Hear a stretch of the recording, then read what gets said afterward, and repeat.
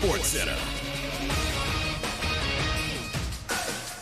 I'm Doug Brown. There are 11 current NBA teams that have never won the title.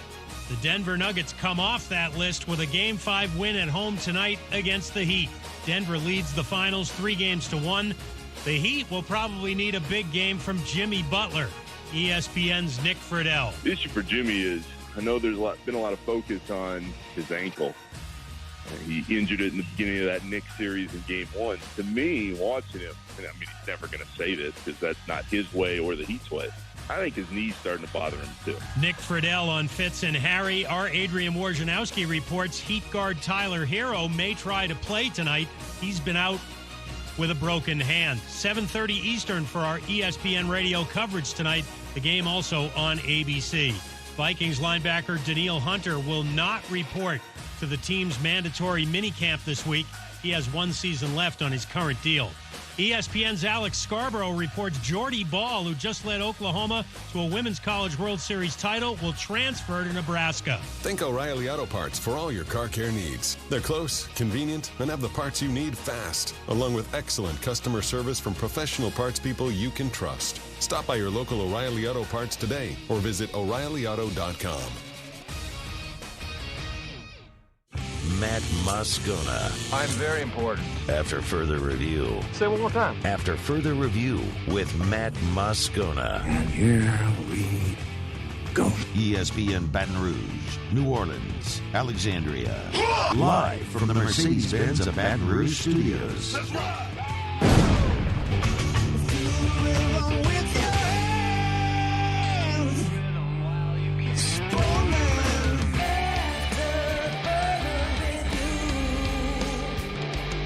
And off we go. Welcome aboard. Glad you're with us. It's AFR, presented by Relief Windows. I'm Matt. This is Shaq O'Neal, and I hate Matt. Paul O'Neal. They're chanting Paul O'Neal's name. Yes, so. And Mr. Toby Tomplay.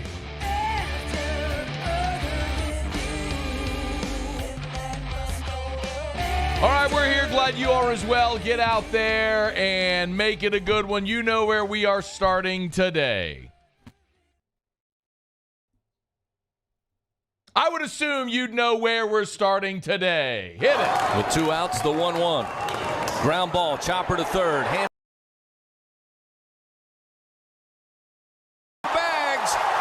LSU is headed to Omaha. And that's how it sounded on the LSU Sports Radio Network. Chris Blair with the call. LSU sweeps the Baton Rouge Super Regional. They're headed to Omaha, Nebraska for the first time since 2017. And boy, oh boy, do we have a ton of College World Series talk today. It's time to pop the top on another edition of AFR with Bud Light. Drink easy. So LSU in the Baton Rouge Super Regional does, I think, what most of us assumed that LSU was going to do. They went out behind Paul Skenes, pummeled Kentucky in Game 1, 14-0, setting the stage after a 7-hour weather delay for weather that never actually came. One of the best lines of the entire weekend. I went to Mass on Sunday, and as the priest was sending everyone forth with a blessing, said, hey, there's no need to rush out of here. The game's not until 5, and if the weather stays beautiful like this, it might be later than that. It was a pretty roaring ovation in the church. But nonetheless, LSU comes back on Sunday, wins Game 2, 8-3. The Tigers advance to Omaha for the first time under Jay Johnson, who naturally excited about this opportunity with his team and the opportunity to go pursue a national championship at the College World Series. So proud of this team. Coming here was a big move personally and professionally, and just had a vision of what tonight would look like. And, I wanted these guys to experience that so bad. And this is about the players, and whether it's culture, team, buy-in, connectedness, whether it's baseball, there's been a lot of blood, sweat, and tears put in the bucket over the 700 whatever days we've been here, and they're champions, and really excited to go to Omaha and chase a national championship with them. And if they are in character, we're going to have a great chance to do that. Let's walk through how this weekend went. We got a lot to unpack. Of course, I want to talk about games 1 and 2. We'll talk a little bit about the weather delay and all that transpired. We will look at the College World Series bracket, what's likely for LSU. There's still a couple more games to be played today, including the game that will determine LSU's first opponent at the College World Series with Tennessee and Southern Miss. So a ton to do here over the next 3 hours. Let's just go sequentially if we could. Of course, Saturday, LSU waited out a 7-hour, LSU and Kentucky each waited out a 7-hour delay, which we'll get to here in a bit. But the game itself, I'm not sure it could have gone any better. You give the ball to Paul Skenes, and Paul Skenes did what we all expected Paul Skenes would do. He went 7 2/3, shutout baseball, 9 strikeouts, allowed 4 hits. And look, after the game, Paul Skenes was he hasn't taken a lot of time this year to be sort of reflective, but he did talk about what walking off the mound for the final time at the box was like. Yeah, I've gotten asked a couple times in the past couple weeks about what my expectations were coming in here, and it's not anything close. I wasn't expecting anything close to what I received the past couple weeks, which has been, it's been it was an awesome opportunity to come here in the first place. Never thought that I would be, receiving the love and all that from the fans that I've gotten in the past couple weeks, but it's so cool. One of the things we talked about last week, and I know I've referenced this on a lot of different platforms, but all the guys who played under Skip all those years would always relay, if it was Patrick Coogan or Doug Thompson or Demouy, all the guys who pitched for Skip in all those years who've been really kind to come on the show over the years have all said, look, by the time you get to Omaha, Skip always said you want to be down to 6 or 7 arms. You pare it down. And one of the things that I know I talked about here all season was you have plenty enough arms to get you through Omaha, provided you're playing well. While so much of the conversation about the bullpen persists, and I understand that, whenever you get into postseason, your approach changes. Each weekend is a different formatted tournament. And this was a weekend where, yes, it's 2 out of 3, and you play 2 out of 3 weekends all throughout the season. The difference is Game 3 isn't guaranteed. So if you have the opportunity to go put your foot on their throat and win Game 1, win Game 2, you do it. And that's exactly what LSU did. And when you talk about the arms LSU has, if you look at that 6 or 7 number, Skenes, Floyd, Hurd, Ackenhausen, Cooper, Guidry, there's 6 right there. And I could certainly throw in Griffin Herring and Javen Coleman as possibilities if you need other arms from the left side. That gets you to 8.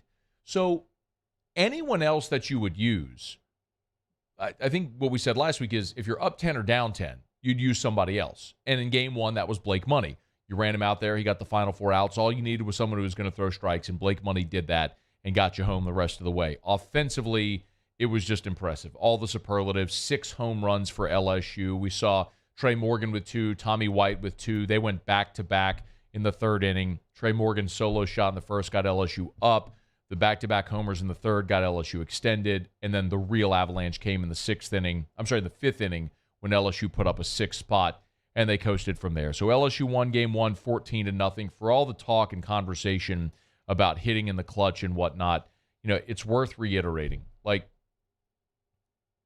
LSU leads the SEC in damn near every statistical category offensively. And you don't lead the best league in America in all those offensive categories if you're not a good offense.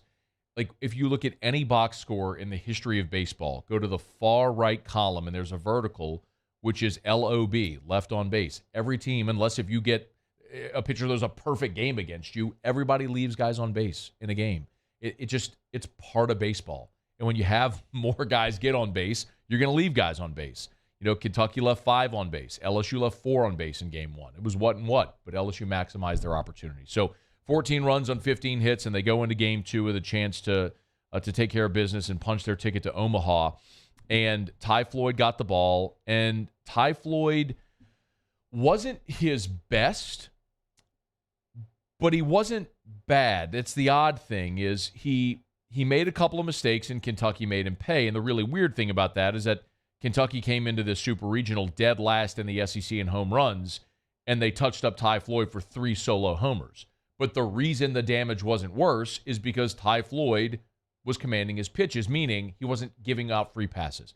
when Ty Floyd's got in trouble this year, it's been when he, like so many other pitchers, have gotten in trouble this year. You're walking guys, you're hitting guys, you're giving guys an opportunity to be on base.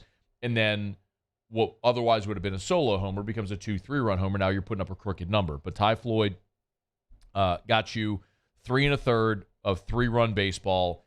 And I mentioned a bit ago what's so paramount this time of year when it comes to your pitching staff. It's not roles. Like I've had people say to me, well, Gavin Guidry's really established himself as your closer. In a sense, yes, but no. Gavin Guidry's established himself as a guy that Jay Johnson trusts can get him outs in any situation. And that's what you're looking for in the postseason. So you're at that game yesterday on Sunday. Floyd gives you 3 1/3, and Jay Johnson went to Riley Cooper. Why did he go to Riley Cooper? Because he said it over and over again. He trusts Riley Cooper.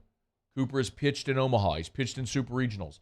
And in that situation, when Kentucky went to Mason Moore, who's been their best pitcher all year, and Mason Moore threw up 4 zeros, you needed to match that. And Riley Cooper did. He gave you 3 innings of scoreless relief, and it was exactly what LSU needed to maintain their lead, and ultimately they extended it with the 3 spot in the 9th. But then when they handed the ball off to Gavin Guidry in the 7th inning, it wasn't about getting an out. It was get as many outs as you can. Because at this point in the season, it's no longer about what is your role as far as setup, closers.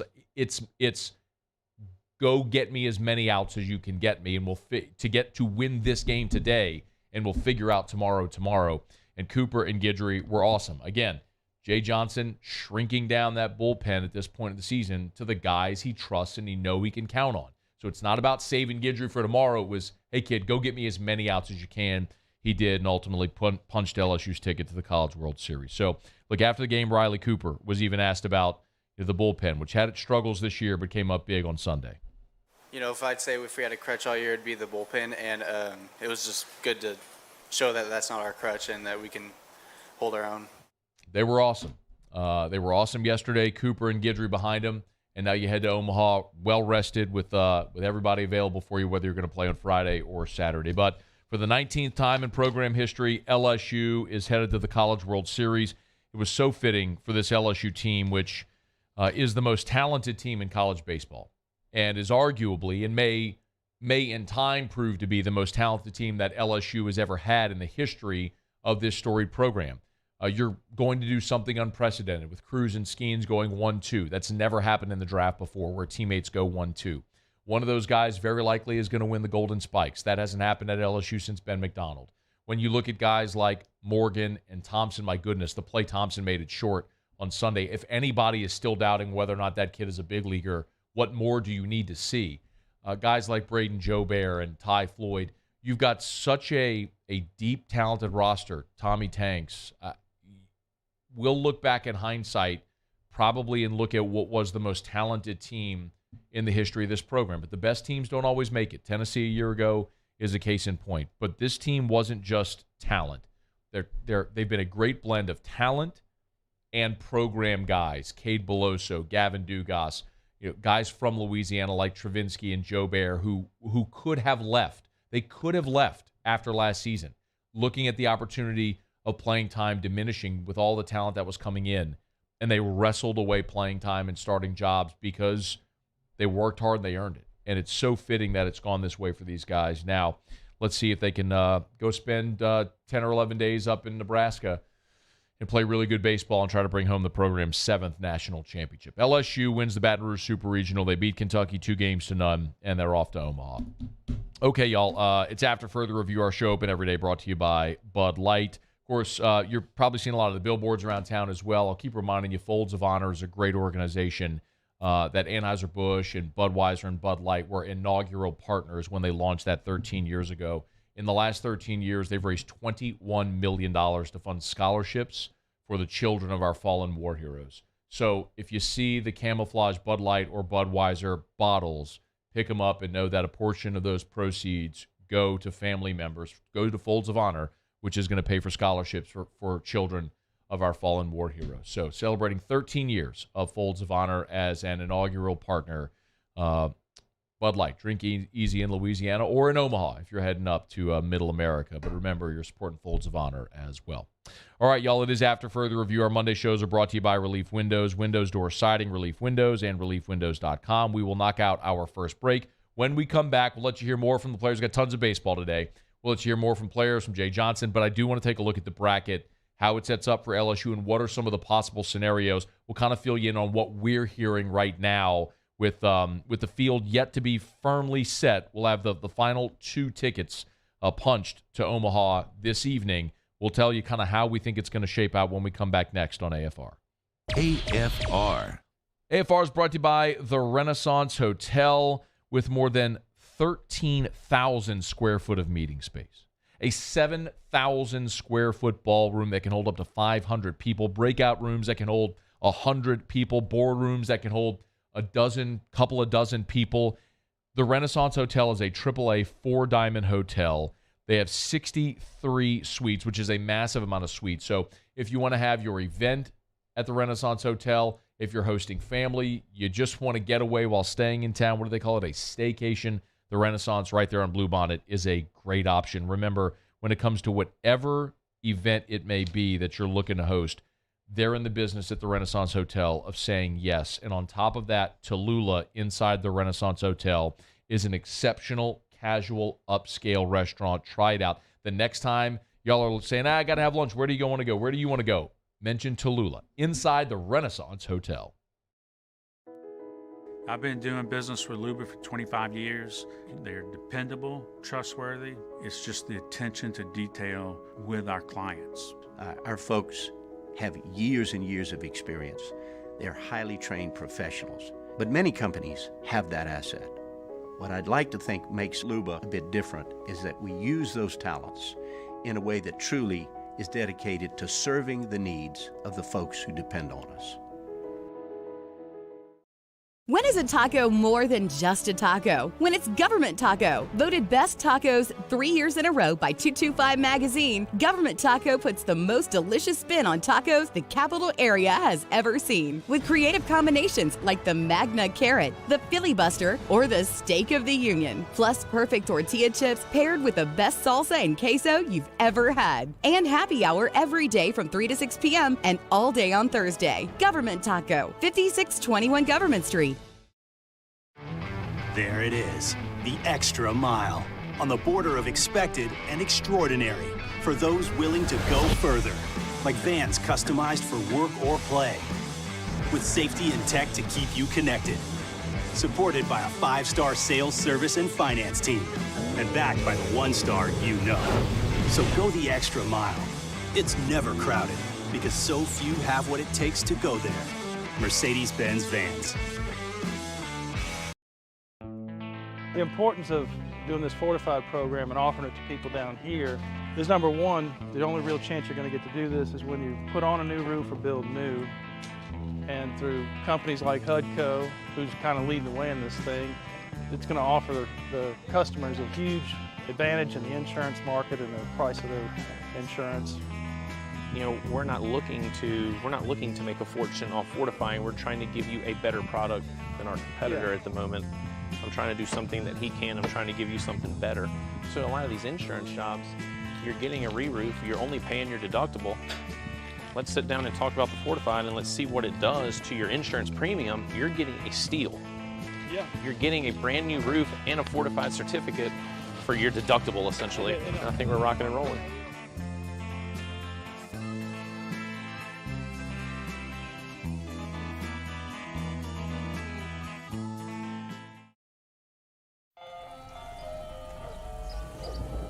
Hey there, little buddy. What's the matter? What's the matter? My windows, siding, and my door. That's what's the matter. Relief Windows can fix all that. I got you. Pop, pop. What's up? Oh my gosh, look! Curb appeal. That's a good-looking neighborhood.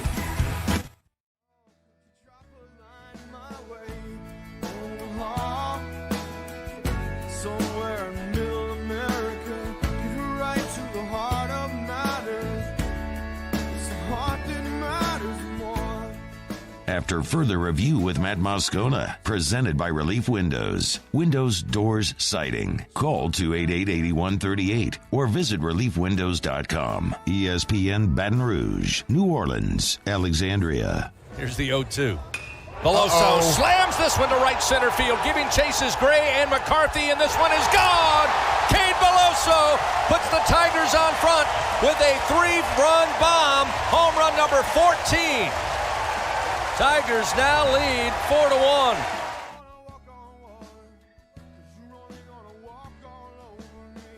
Chris Blair on the LSU Sports Radio Network. Cade Beloso with a 3-run bomb, which ended up being the game winner, of course, in Game 2. That would send LSU to the College World Series.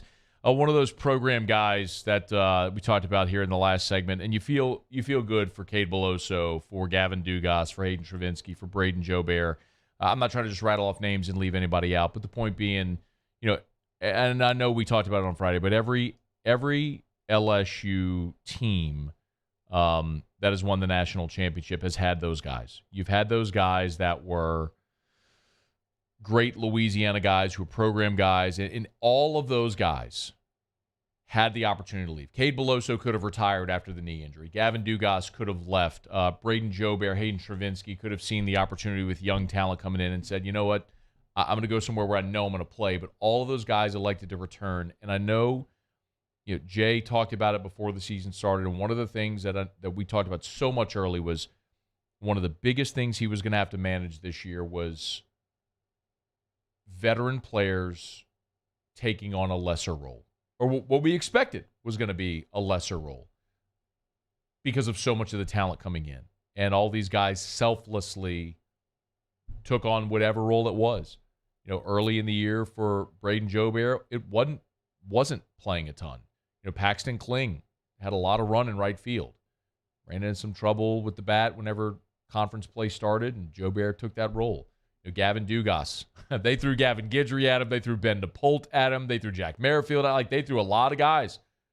And Gavin Dugas locked down that second base job. Travinski waited his time behind Brady Neal, behind Alex Milazzo. And when he got his opportunity, boom. I mean, you cannot justify taking that guy out of the lineup at this point. He's been too good. So you feel good for all those guys. And after the game, Cade Beloso had this to say about his last hit at the box, which ended up, of course, being the game-winning homer.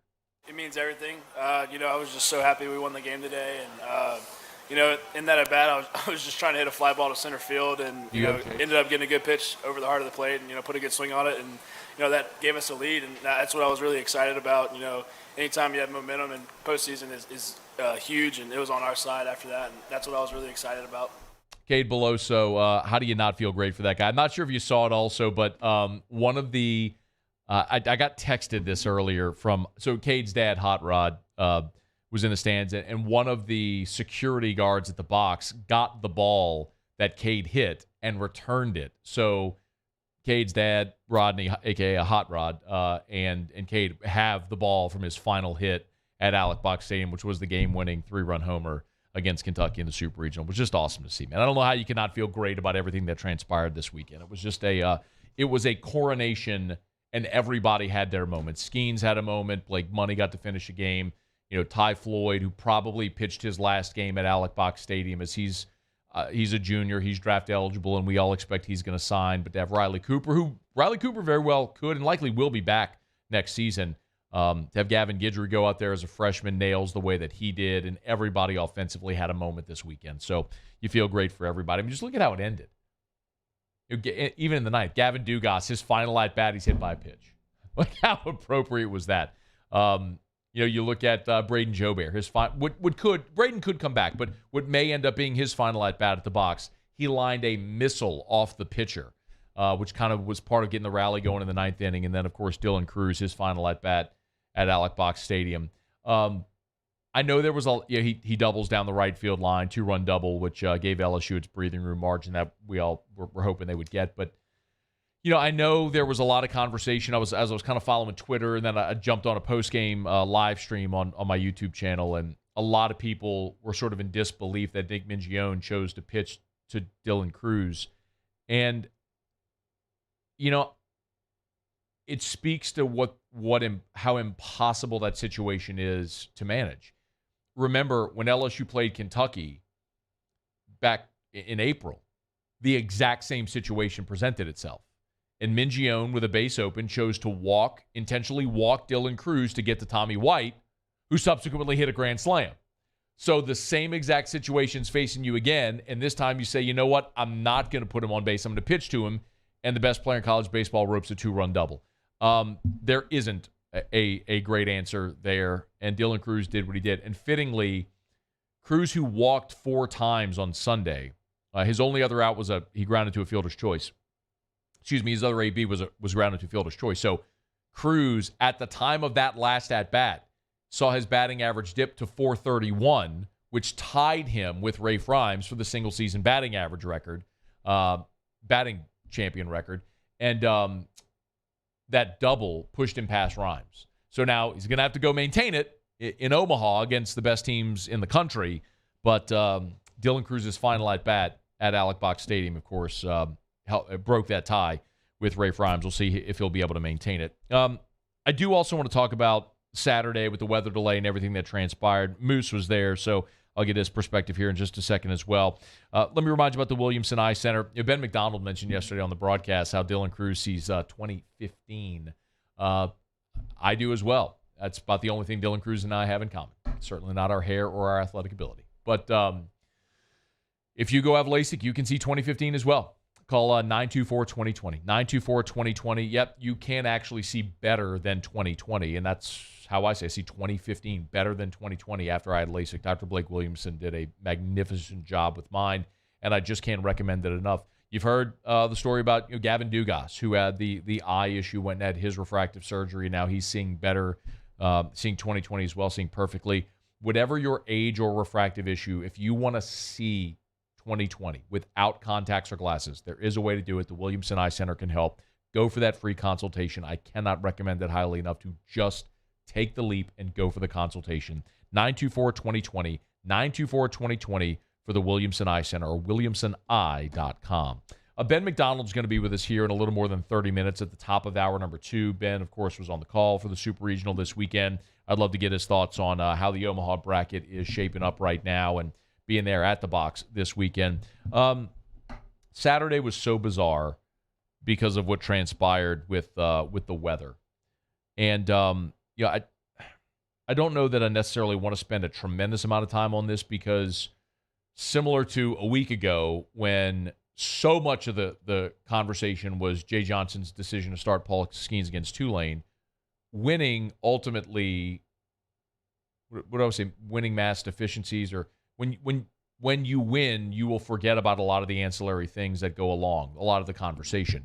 Friday, when Terrio was here, I brought up Flynn DeBird in 2007 against Auburn. It was one of the dumbest decisions ever. I mean, you were in chip shot field goal range and time winding down, and instead of on third down, just setting up for the game-winning field goal with time running, you throw a ball into the end zone. Now, it worked and it was dramatic, but it was certainly not smart. But it worked.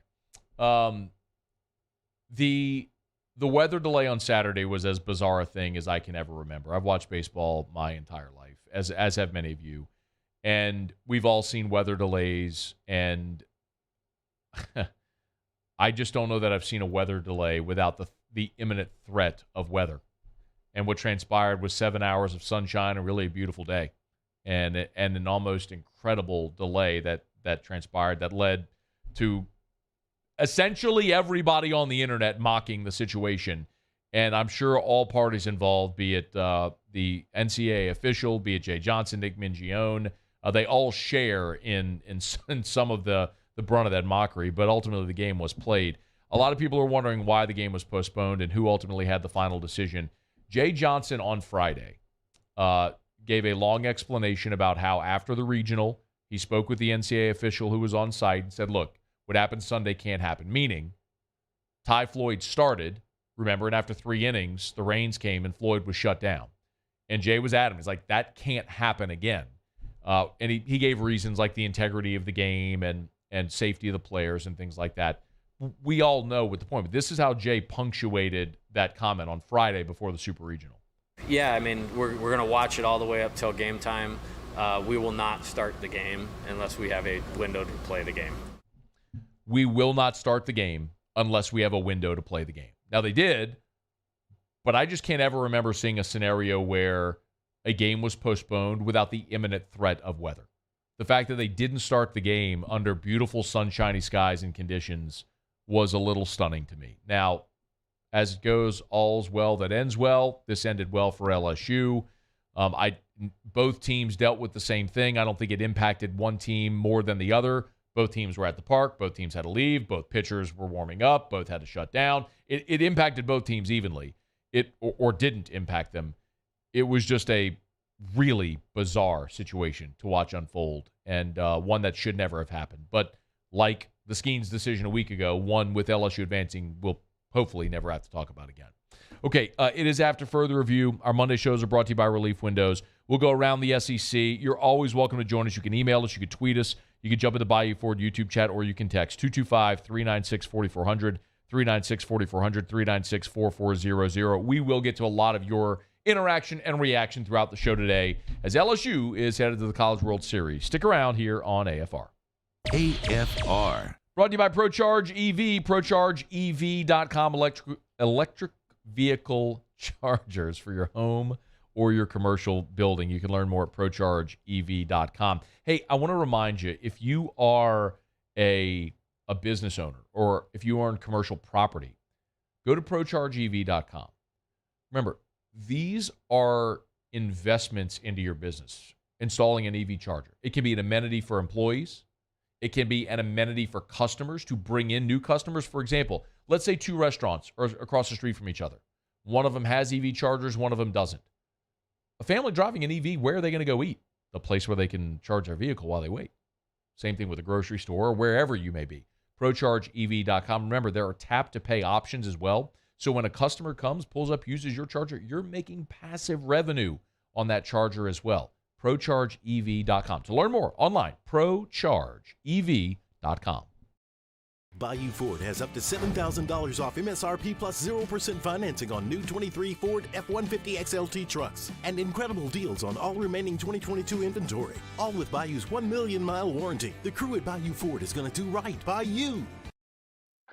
Oh, hey, what's up? It's Big D and Bubba, 100.7 The Tiger Morning Show. We'd love for you to join us every weekday, 4 a.m. till 9 a.m. Yeah, everything you want in a show. Country music. We got laughs. We got celebrity in-studio guests. We just need you. Join us every weekday morning, 4 a.m. to 9 a.m., right where it all started. That's right. Louisiana's country station, 100.7 The Tiger.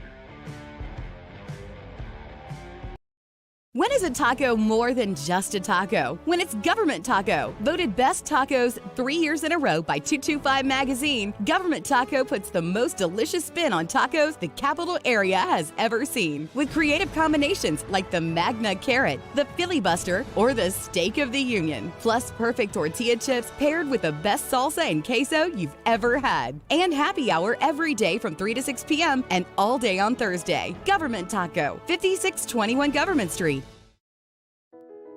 I've been doing business with Luba for 25 years. They're dependable, trustworthy. It's just the attention to detail with our clients. Our folks have years and years of experience. They're highly trained professionals, but many companies have that asset. What I'd like to think makes Luba a bit different is that we use those talents in a way that truly is dedicated to serving the needs of the folks who depend on us. There it is, the extra mile, on the border of expected and extraordinary for those willing to go further, like vans customized for work or play, with safety and tech to keep you connected, supported by a 5-star sales, service, and finance team, and backed by the 1-star you know. So go the extra mile. It's never crowded, because so few have what it takes to go there. Mercedes-Benz Vans.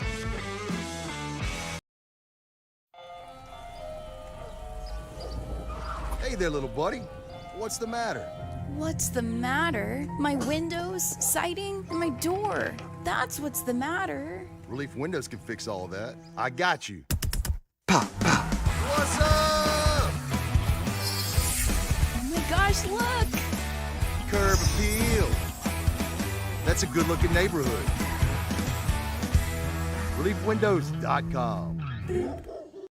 Follow us on Twitter at 1045ESPN to cast your vote in the Citizens Bank and Trust poll of the day. Vote daily inside Off the Bench, live at lunch on Palmer. And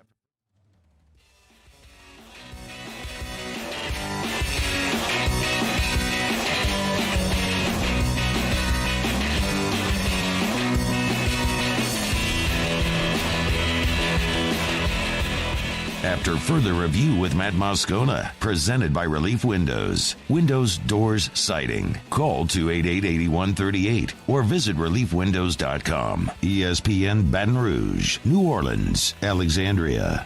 We'll go around the SEC in just a quick second. Moose, this is in part a compliment, in part not. Nick Pellissier said, I just listened to the latest Musso at the Box. Hey, thanks, Nick. Shout out. By the way, it's a great time to go subscribe to Musso at the Box. Musso's worked hard on that all year. It's a daily LSU baseball podcast, and pretty good year to have a daily LSU baseball podcast. Let's hope you have at least another week's worth of shows. He said, I don't think Musso nor Riley Cooper know what the phrase "our crutch" means. Would love to hear you call him out on it. So I called you out on it. I have not heard today's episode. I did just hear the Riley Cooper. Do you want to play the Riley Cooper cut again, if you would, real quick? Here was Cooper after the game about the bullpen. Had to find it, sorry. Okay, no, you're good. You know, if I'd say if we had a crutch all year, it'd be the bullpen, and it was just good to show that that's not our crutch and that we can hold our own. Muse, do you not know the context how people use crutch? I mean, crutches you lean on. I can understand that. I think he meant Achilles heel. Yes. That's what he was trying to say. Obviously, look, Nick, I appreciate you listening. I really do. Shout out. He's listening. I'm being serious. So I'm going to explain myself if I could be afforded a moment here. Okay. I'm trying to put context behind his quote. So, I mean, obviously I understood what he meant, and I used the same word that he did. That's all it was. Hey, Muse. Yeah. Have you seen my Twitter yet over the last hour? Yeah, so after I finished prep and everything, with about, 10 minutes to the show, I logged onto Twitter, and I was just like, you were the first friggin' thing at the top of my timeline. I was just like, do you mean the first, the second, the third, the fourth, the fifth, the sixth, the seventh? Much. Suffice to say, Scone kept receipts. And I thought about it like, do I dish the receipts last night? And I was like,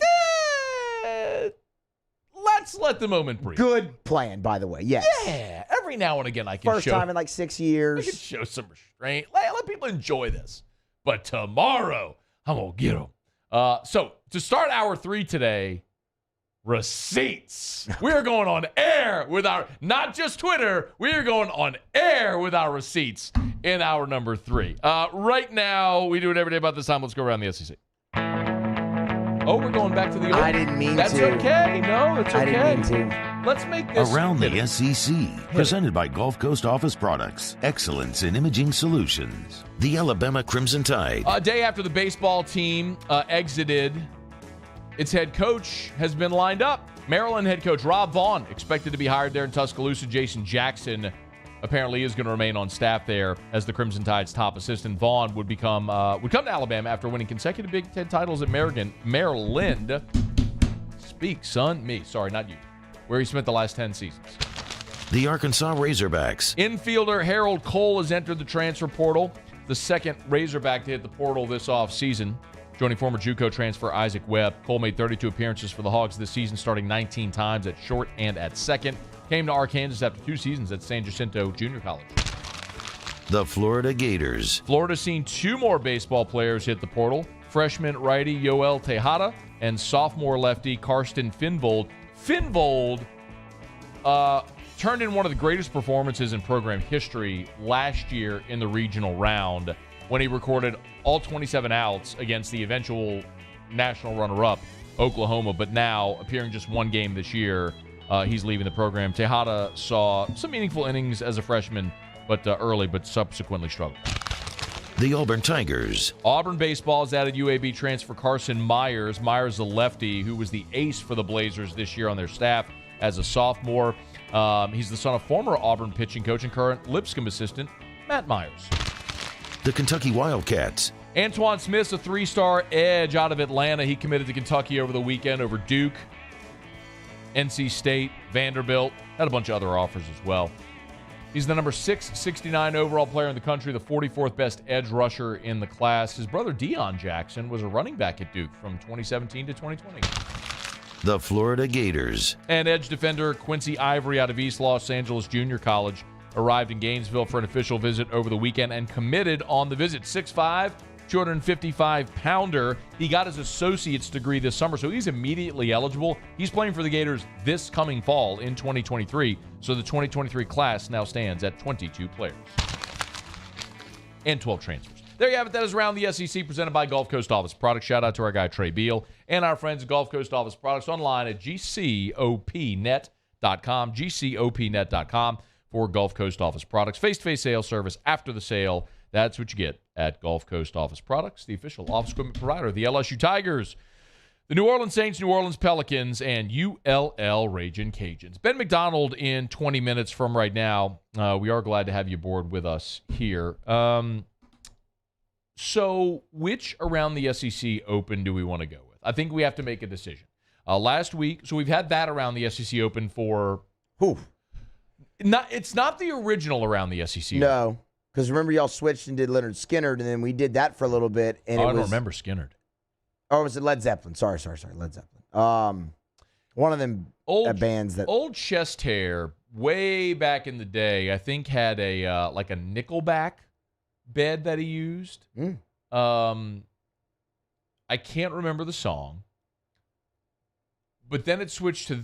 maybe there was another one in between. There's that one. So we've had different iterations. And then last week, just completely unprovoked, our friend Chuck P, Charles Pierce, said, hey, I did a new intro for you for Around the SEC. And do you want to hit it real quick? Oh, yeah. It's on, okay. Yeah. I can get it if you want to keep. I mean, I know right where it is. I guess my question is, should we change it to the new one or stick with the, I don't know if it's the OG, but it's the one we've been using for some time. Here's the new one.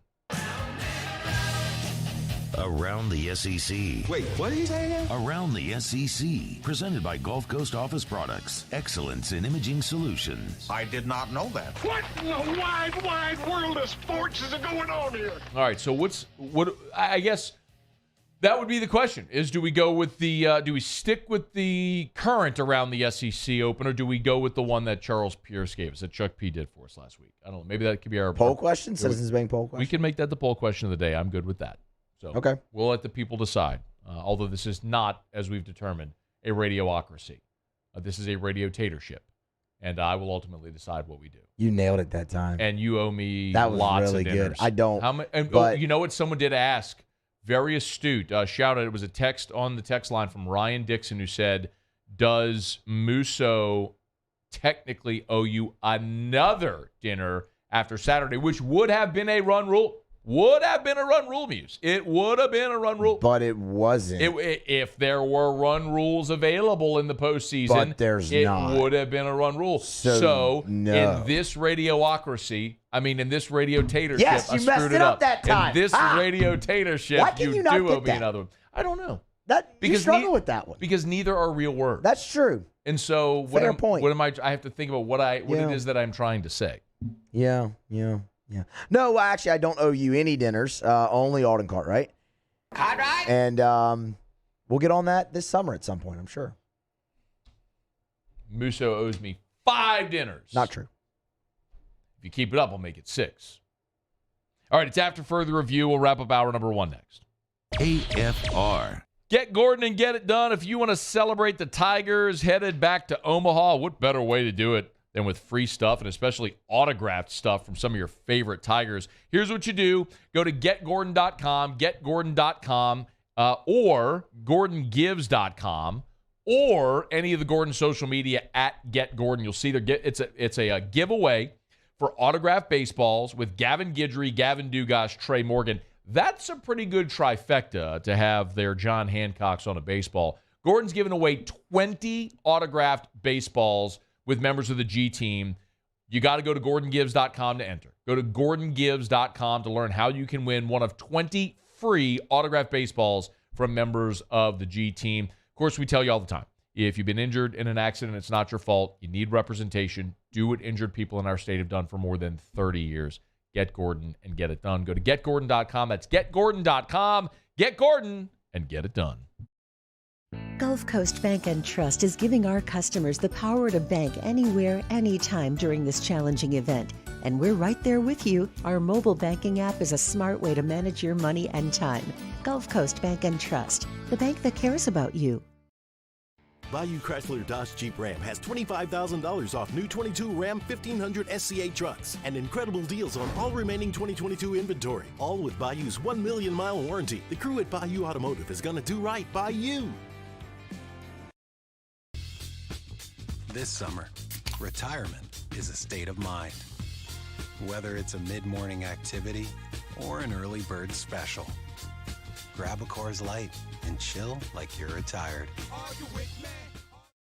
The world's leaders in obesity research, obesity medicine, and obesity science are right here. We're doing something that no one's ever done, or trying to answer a question that no one's ever asked before. Pennington is a real jewel when it comes to research. We are finding the solutions to the world's worst chronic disease, which is obesity. Louisiana needs Pennington Biomedical. Gulf Coast Office Products is a nationally recognized Savin office equipment dealer based right here in Louisiana. Over 100 employees strong, Gulf Coast has the boots on the ground to support all vertical markets, from education, engineering, legal, and finance. With the latest in office technology, from desktop to production segment units, Gulf Coast and Savin have the perfect fit for you. Call 225-756-2644. That's 756-2644 for Gulf Coast Office Products.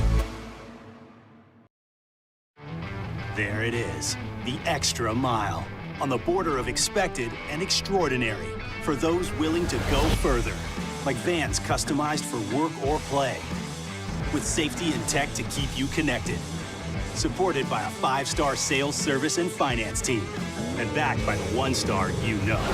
So go the extra mile. It's never crowded, because so few have what it takes to go there. Mercedes-Benz Vans. I've been doing business with Luba for 25 years. They're dependable, trustworthy. It's just the attention to detail with our clients. Our folks have years and years of experience. They're highly trained professionals, but many companies have that asset. What I'd like to think makes Luba a bit different is that we use those talents in a way that truly is dedicated to serving the needs of the folks who depend on us.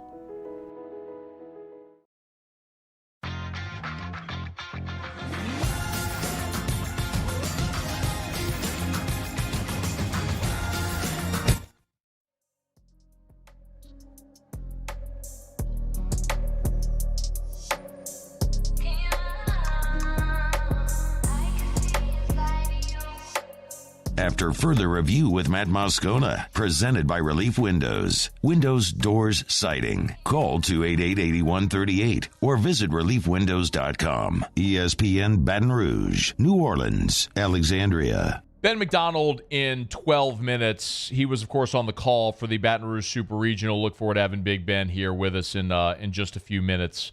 Very quickly, this is going to be primarily a baseball show, as you would imagine. We've got a couple of football topics that we are going to sprinkle in, including an LSU football decommit and the possibility of the Saints pursuing a very, very big notable free agent. We'll get to that a bit later. But this is breaking news, like literally here just in the last couple of minutes from Shams. So yeah, please hit it. No, Shams. Yeah, breaking news. Yeah, breaking news. Yep, breaking news. There it is. Usually Muse whenever. Okay, look, we have something else queued up. I didn't know what you wanted first. Sure. Chill out. Breaking news. Breaking news. I mean, hey, Paul, typically when I say breaking news here on the show, what does that mean? I mean, you've been on the show a while now. It's usually a breaking news sounder Got that we play. There it is. Thank God someone over there is paying attention. Paulie? God, someone over there. I got you. All right, here was Shams with a little NBA breaking news relating to the Pels. The Pelicans are expected to aggressively pursue a top pick, potentially 2 or 3, in this upcoming NBA draft with their eyes set on Scoot Henderson, sources tell me. Henderson and Alabama's Brandon Miller are vying to potentially go number 2 to the Charlotte Hornets in the draft. Henderson worked out on Sunday in Charlotte, and Miller goes on Tuesday. Expect the Hornets to further solidify their draft board as this week closes, but the Pelicans are among teams seriously pursuing that number 2 overall pick. Okay. I will only present it to you this way.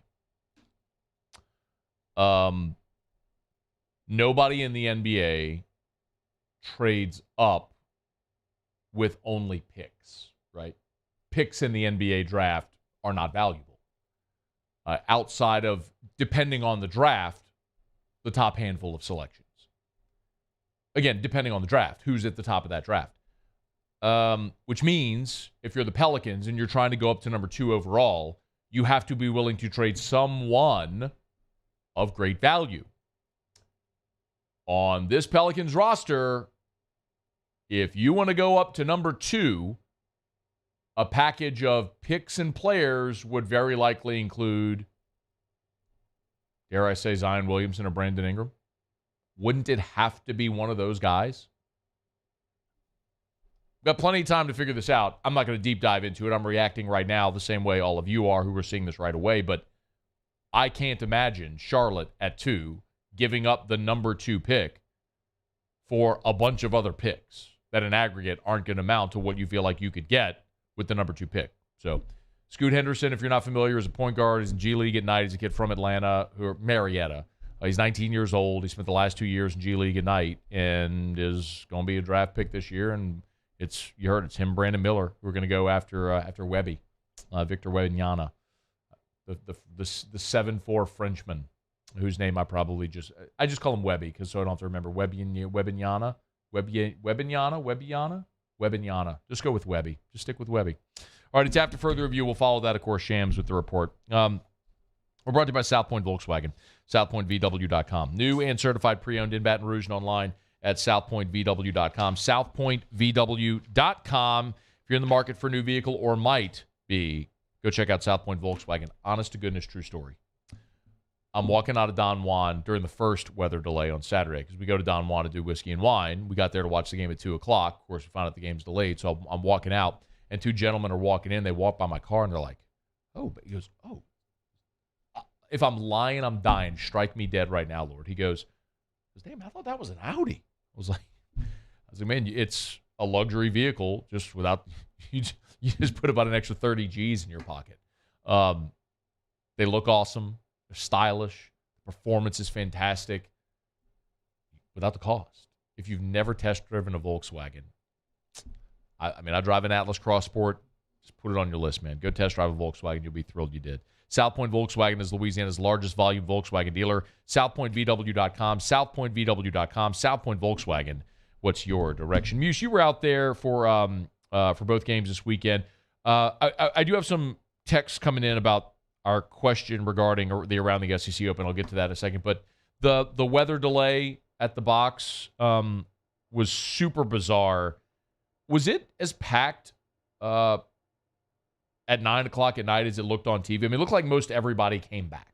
It was. I mean, it was. I was very surprised. And it was one of the rowdiest atmospheres I've ever been in that stadium. I mean, it was 7 hours of drinking. And not only that, Matt, it was quite honestly when they pushed that game back a couple more times, people just became pissed off, and that aggression was taken out on the Kentucky Wildcats and their players. The heckling was intense at the box on Saturday night, but it was awesome. The atmosphere was awesome. It was all worth the wait. The delay, as you said, yes, very bizarre. The best part about that broadcast was Jay Johnson's in-game interview, which, by and large, can we all agree, in-game interviews are pointless. You seldom, if ever, get anything out of an in-game interview, unless if the interviewer is willing to ask a strategic question about, hey, why did you stick with this guy? Why did you pinch it there? Or whatever the sport may be. Generally, your in-game interview just isn't going to – you're going to see it tonight on the NBA Finals. At the end of a quarter, you're going to see a head coach in-game interview, and it's going to be pointless. Unless if you're Jay Johnson and you take the opportunity to say this. Yeah, massive big hat tip to the fans for sticking around. And, I hope every good player in the transfer portal is watching this right now because this doesn't exist anywhere else. Thank you very much. Can I get a ding for our guy there? How about it? Jay Johnson. That's called taking lemonades. That's so good. And making taking lemons and making lemonade. There you go. That's what I meant to say. Always be Cruton. This is a radio tatership use. I can make up words if I want. Yes, absolutely. Take advantage of that moment to sell your program. Because people keep asking me what LSU's roster is going to be like next year. We'll run through some of that. The guys you know you're going to lose, you're likely to lose, who's going to be back. But by and large, what you know is Jay Johnson's going to go ham on the portal again. It's just the portal ain't full yet. Well, they're going to get there, though. What an opportunity he took there on national TV in that moment. All right, it's after further review. SportsCenter coming up. Ben McDonald joins us right after the top of the hour. Stick around. AFR. I'm Chris Nakamoto, and here's what I'm working on for my stories on WBRZ Channel 2 tonight. A bill to crack down on those dealing deadly poison on our streets is awaiting the governor's signature before it can become law. In response to the deadly fentanyl epidemic, the legislature passed stiffer penalties for those caught dealing. How a tiered approach could lock up offenders depending on how much they're caught with. I'm Chris Nakamoto from WBRZ. Watch more tonight on WBRZ Channel 2. Follow us on Twitter at 1045ESPN to cast your vote in the Citizens Bank and Trust Poll of the Day. Vote daily inside Off the Bench, live at lunch on Palmer. And after further review, Citizens Bank and Trust brings you the Poll of the Day via Twitter at 1045ESPN. There it is, the extra mile. On the border of expected and extraordinary. For those willing to go further. Like vans customized for work or play. With safety and tech to keep you connected. Supported by a 5-star sales, service, and finance team. And backed by the 1-star you know. So go the extra mile. It's never crowded because so few have what it takes to go there. Mercedes-Benz Vans. Hello, Samantha, dear, I hope you're feeling fine. And it won't be long until I'm with you all the time. But until then, I spend my money up right down on my last dime. Come home, live Baton Rouge.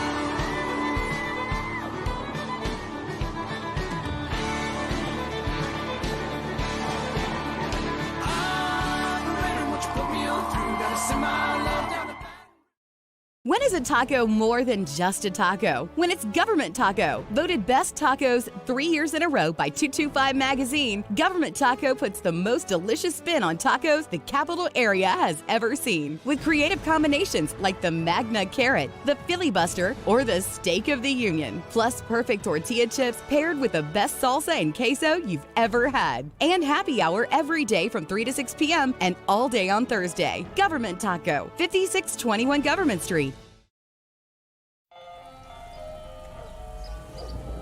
Hey there, little buddy. What's the matter? What's the matter? My windows, siding, and my door. That's what's the matter. Relief Windows can fix all that. I got you. Pop, pop. What's up? Oh my gosh, look! Curb appeal. That's a good-looking neighborhood. ReliefWindows.com.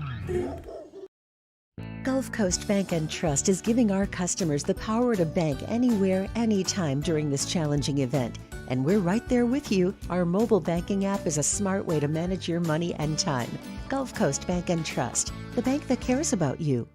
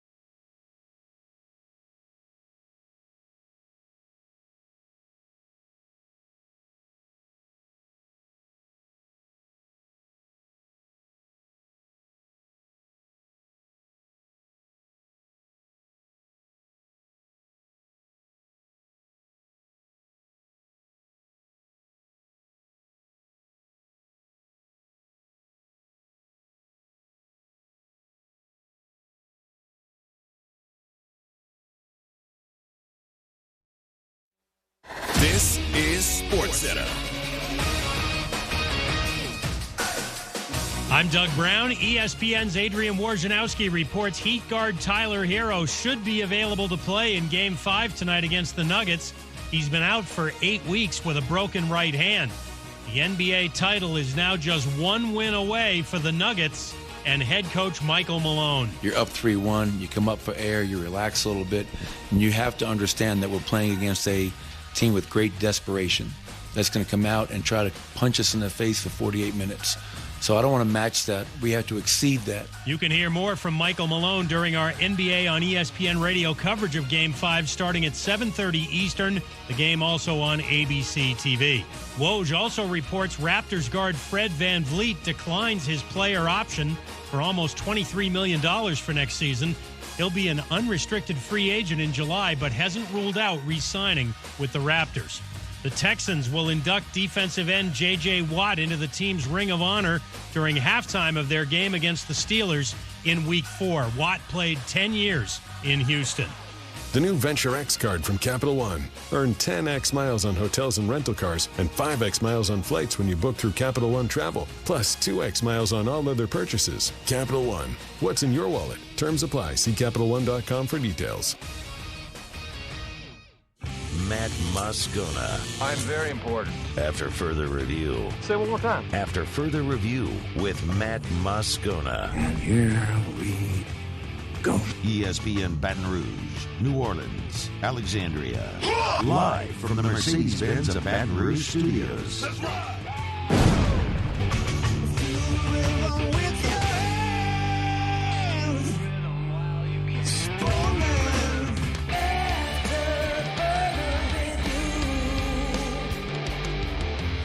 Hour 2, off we go. Welcome aboard. Glad you're with us.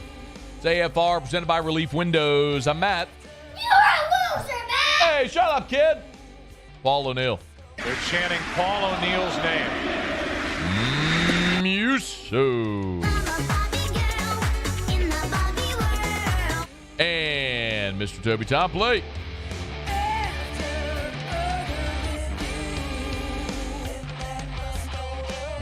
All right, we're here. Glad you are as well. Get out there and make it a good one. Tigers are headed back to Omaha. First time since 2017. Ben McDonald was on the call for the Baton Rouge Super Regional there with Tom Hart. He's good enough to join us now. Ben, we always appreciate it, man. How are you? Doing good. How about you? Man, I'm doing awesome. Have you ever been through a 7-hour weather delay where it didn't rain? No, I don't think so. I mean, the regionals were bad, you know. I mean, we had some awful days during the regional. We had 3 games in one day. I think I was at the park for 14 hours one day because we were doing all of the games, you know. And then we had that weather delay where it didn't rain, but apparently there was lightning in the area, you know, and that was enough to shut it down. It was a smart move by the NCAA, you know. I mean, as much as I hate it for everybody and myself and the fans, but it's the right move, you know, because you want your stars to be able to perform this time of year. There is a lot at stake. For Kentucky, it was a chance to go to their first ever, you know, College World Series. It didn't happen. And for LSU, you know, the 19th with 2 of the best players, if not the 2 best players in the country, and if Paul Skenes is on the mound, and even the Kentucky pitcher, you want them to be at their best. You don't want to crank it up and have them pitch for 2 innings and 2.5 innings. All of a sudden, you get a 4-hour delay, and you've lost everything for both guys, you know. And so, well, I hate it. I totally understand. I felt like the NCAA made the right move. Delays are just an absolutely unavoidable part of baseball. And look, we've seen it plenty of times in Omaha, so it's something LSU conceivably could deal with this weekend ahead. But I'm curious your thought on when you come out of that and you just, I mean, 14-0, Ben. I mean, it was an emphatic win for LSU in Game 1 in every facet of that game. Do you think that the delay had any effect on? I mean, both teams went through the same thing, but like, did that impact Kentucky or LSU in either way?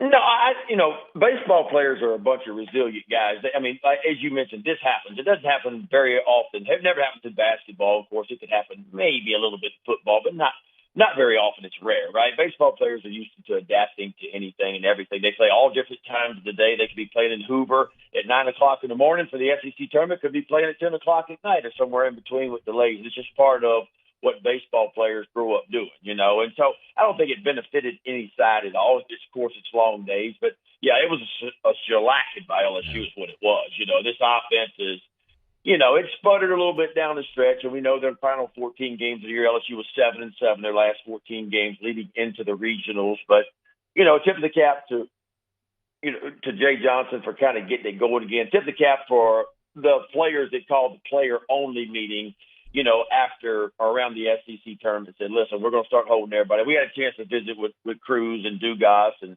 Travinsky and other guys. And they said, hey, we called our own meeting, and we wanted to make sure that everybody hit the reset button a little bit, and this is our chance, and this was our goal from the beginning. And look, we're not going to let this opportunity slip away. So they called their own meeting and said, listen, we're going to start holding everybody accountable from this point forward. You're going to be accountable for everything we do on the field. And it's worked for them, you know, and you could argue it, but to me, this LSU team, while it was so awesome the first 11 weeks of the season when they were number one in the country, I think they are just as good and playing just as well right now as they did, you know, 6 or 7 weeks ago.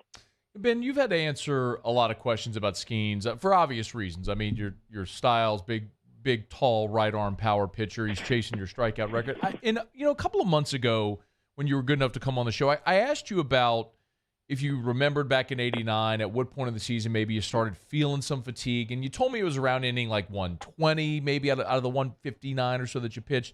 Skenes is at 107. I would just love your perspective on, you know, like last week we saw him pitch. He threw 124 pitches, and his last pitch was 101 miles an hour, Ben. I mean, how has he been able to maintain this level all the way through this point? What is so different about what he does that's allowed him to do this? Well, I think it's a lot of things. I think it's his body.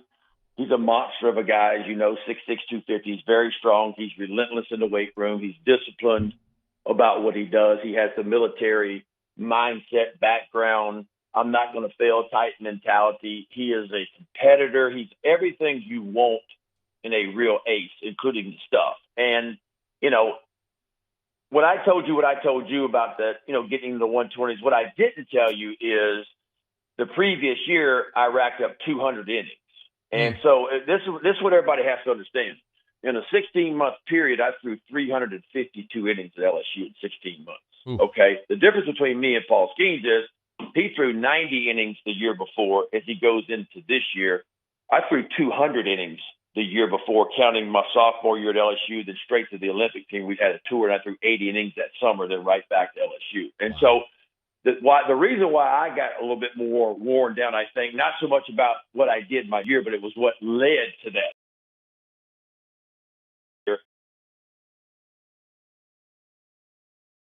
That's where it starts to pile up. They've taken good care of Skenes. And while he had a nice workload last year at Air Force, it was still, you know, like 85 innings, which is a perfect number, I think, this time. And now he comes into this really on a real true weight program for the first time because he's not a two-way player anymore. He's not doing Air Force things anymore. And so he had an opportunity to get his body in grand shape that it is right now to allow him to be able to go and push through a season. And that's what I've been watching. I'm starting to put myself in his shoes toward the end going, okay, I know my command started to waver a little bit. The fastball velocity went down a little bit at times because I was starting to wear down. But I don't see that with him. So what I'm saying is I think he's good to go. Like I think he's got 3 really good starts left in him, and I think that's what it's going to take. And he may get 3 more starts if LSU makes that push all the way through to the back end championship series in Omaha. Well, that's a good point, Ben. So do you think just the way that it would shape out, you think we could see Skenes, like provided LSU does make it to the championship series all the way, that we could see him start 3 times in Omaha? I think if LSU makes it to the championship series, yes, on the final week, I think you could get 3 starts out of him. Now, it may not be for like 100 pitches or 110, but you may get a start there where maybe he gives you 60 or something. You know, and that's something Jay's going to have to figure out, and he'll have to get with Paul and how Paul feels and you know everything that's at risk, the national title, but also a future too. And do they want to, you know, how much they want to push that? But this is the time of year you start to push those things, right? I mean, and people always jump up, down, and scream and holler and go, "Oh my God, we're killing our pitchers at the collegiate level." Look. I don't think that to be the case. And I'll tell you this, they also do it at the MLB level when they get to playoffs. Because we've seen it the last few years where starters come back on shorter rest. We see some starters actually come out of the bullpen a few days later. And so this is the time of year you start to do things a little bit different than what you've done all year long, but you hope you save some bullets along the way and they can give you that. But, we've seen starters, make it to Omaha and go all the way through and get 3 starts if they make it to the championship series. And Skenes could be that guy. Okay. Ben, he's 14 strikeouts away from your record. You want him to break it? If he gets 3 starts, he's going to get there, man. Oh, he's going to – if he gets 2 starts in Omaha, he's definitely going to break it. Hell, he might do it in 1. The way he's throwing the ball right now.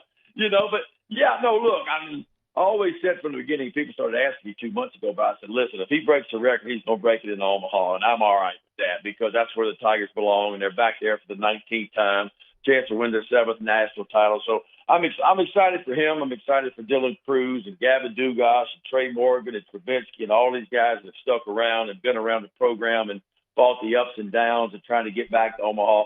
I'm excited for this bunch. I think Jay Johnson did exactly what he said he was going to do when he took the job 2 years ago. He said, my main goal out of his mouth was I want to put LSU baseball back to the forefront of college baseball where it belongs. He's done that in 2 years. LSU's been ranked number 1 longer than anybody this year. They're back in Omaha. And so I'm just happy for the program. I'm happy for Jay. I'm happy for all those kids that have worked so hard to get back to where they are.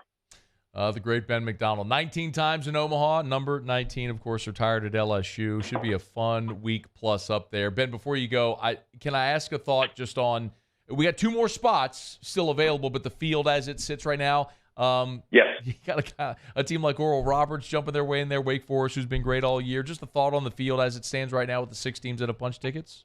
Yeah, Florida and Virginia, not any big surprises there. Florida, I think it might be the best team. They're right there if they're not. They can do a little bit of everything. Of course, Virginia was, a top 8 national seed. That's not a surprise. Oral Roberts is obviously the big surprise, right? They come out of the Summit League. They're a number 4 national seed. They walk right through Oregon all the way in to get to and knock out Vanderbilt, actually, then Oregon to get to where they are. So they're the big surprise. TCU was a 2 seed.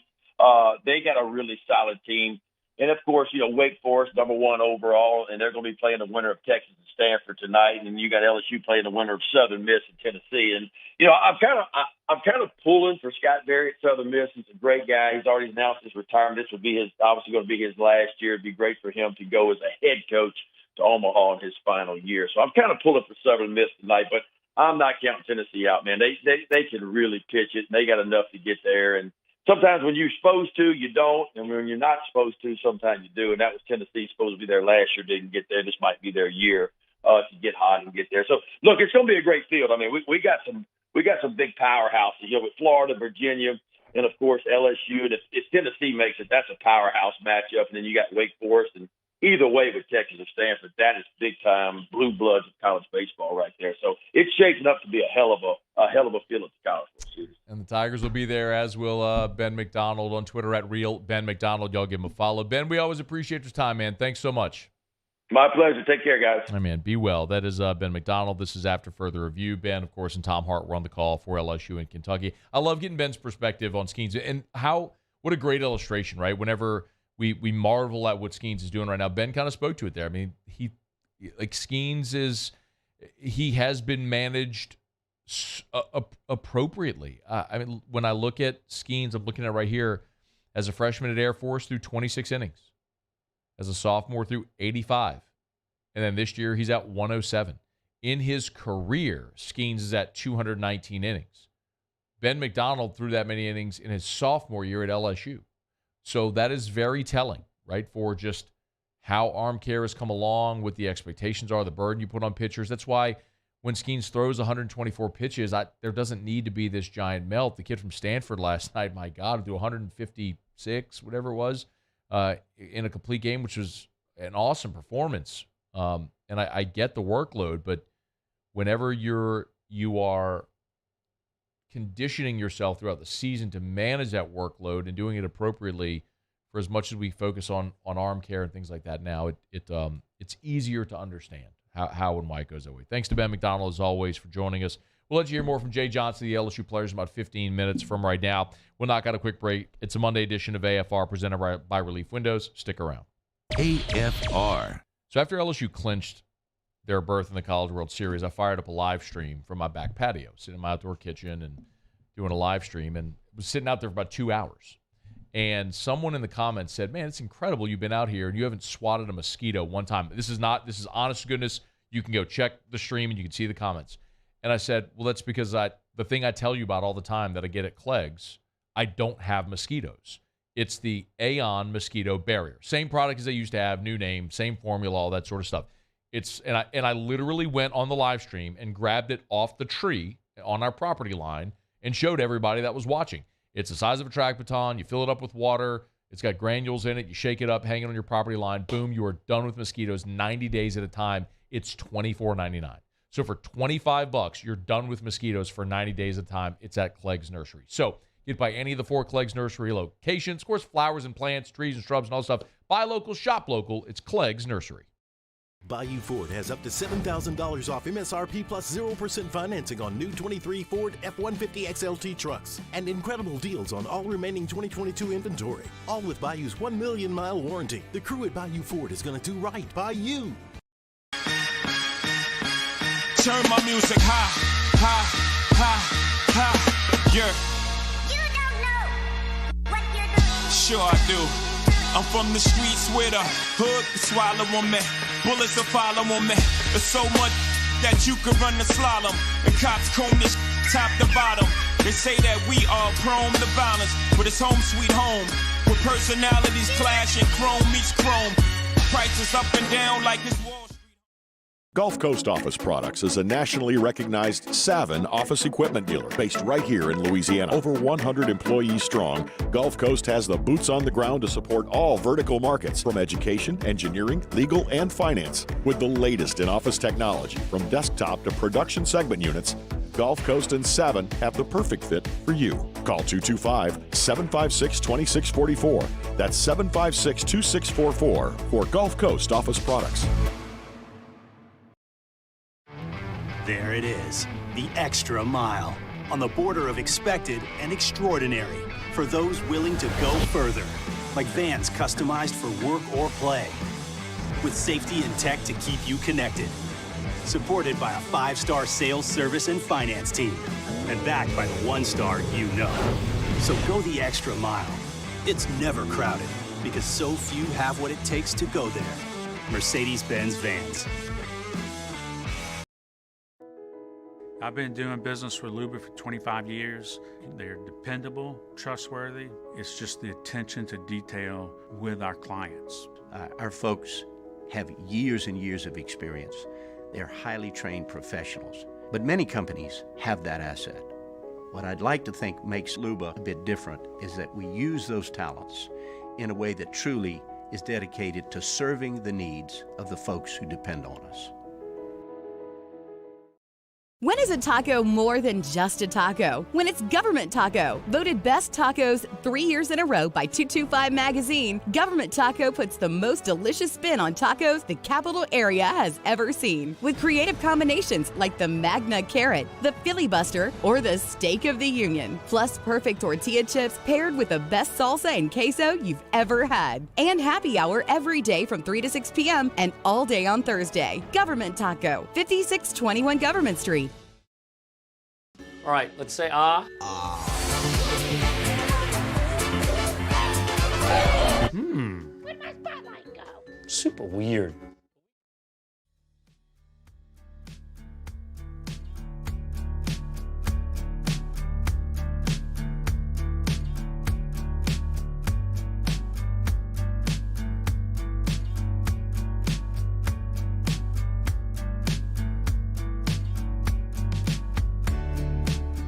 After further review with Matt Moscona, presented by Relief Windows. Windows, doors, siding. Call 288-8138 or visit reliefwindows.com. ESPN Baton Rouge, New Orleans, Alexandria.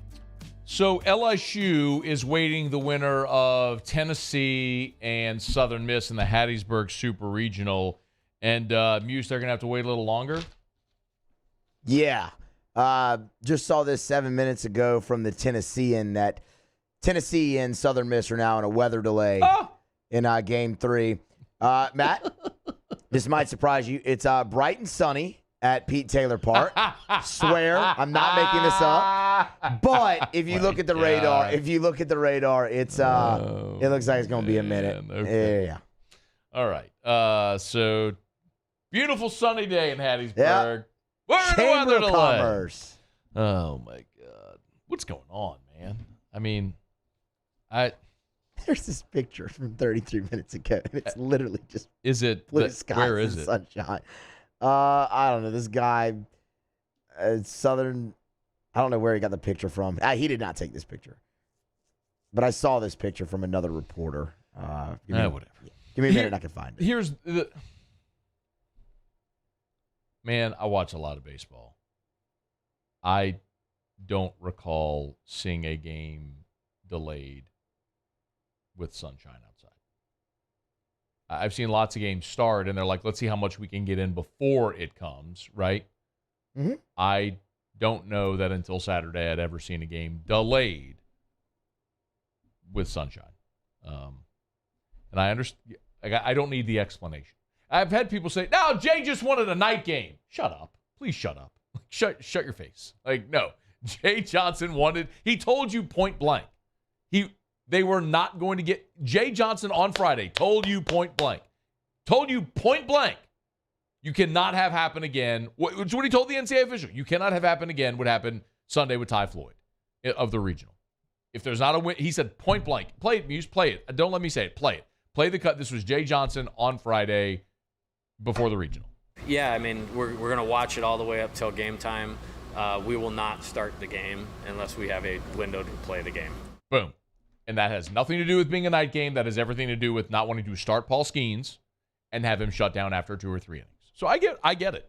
I'm just surprised that everybody went along with it. That's all. All right, it's after further review. I did have a lot of people say, hey, man, how about this? How about Hudco puts a roof over Alec Box Stadium? I would love it if Hudco were in a position to put a roof over Alec Box Stadium. And in order to do that, maybe you all could call us at Hudco and let us come replace your roof or repair it. Hudco Roofing, HudcoRoofing.com. Tell you every day to do business with someone you know. That's us. Hudco Roofing, HudcoRoofing.com. Touch every corner of the state of Louisiana, so it doesn't matter. 318-337-225-504-985, wherever you are in this state. If you need a roof repair or a roof replacement, we'd love to help you out. Go to HudcoRoofing.com. There's an inspection form on the homepage, or you can always call 364-1007. 225-364-1007. There is if you go to the website, there is an area code specific phone number for every area code in the state. Or you could just call 225-364-1007, and that main number will forward to Terrio's cell phone and Richard Tilley's cell phone and several others. So you're almost guaranteed a human being is going to answer your phone call. Hudco Roofing, HudcoRoofing.com. Lots of hail, wind, rain. If you've got roofing issues from the smallest repair to the biggest commercial job or roof replacement, we'd love to help you out at Hudco Roofing. Do business with someone you know. Hudco Roofing and HudcoRoofing.com. LSU football over the weekend. It was a busy recruiting weekend. A lot of official visitors over the weekend. But meanwhile, actually in the middle of the game on Sunday, while LSU was taking on Kentucky, the Tigers got a little bit of disappointing news. The 4-star tight end for 2024, Tavion Galloway, one of the first commitments of this class, incidentally, tweeted he is decommitting from LSU. After reconsideration, I've decided to take a step back, decommit from LSU. He said, please respect my decision. No interviews at this time. We did interview Tavion Galloway here on the show back in August. He committed to LSU last July. So about 11 months ago, Tavion Galloway, 4-star tight end, committed to LSU. This was Galloway on this show a year ago on why he picked LSU.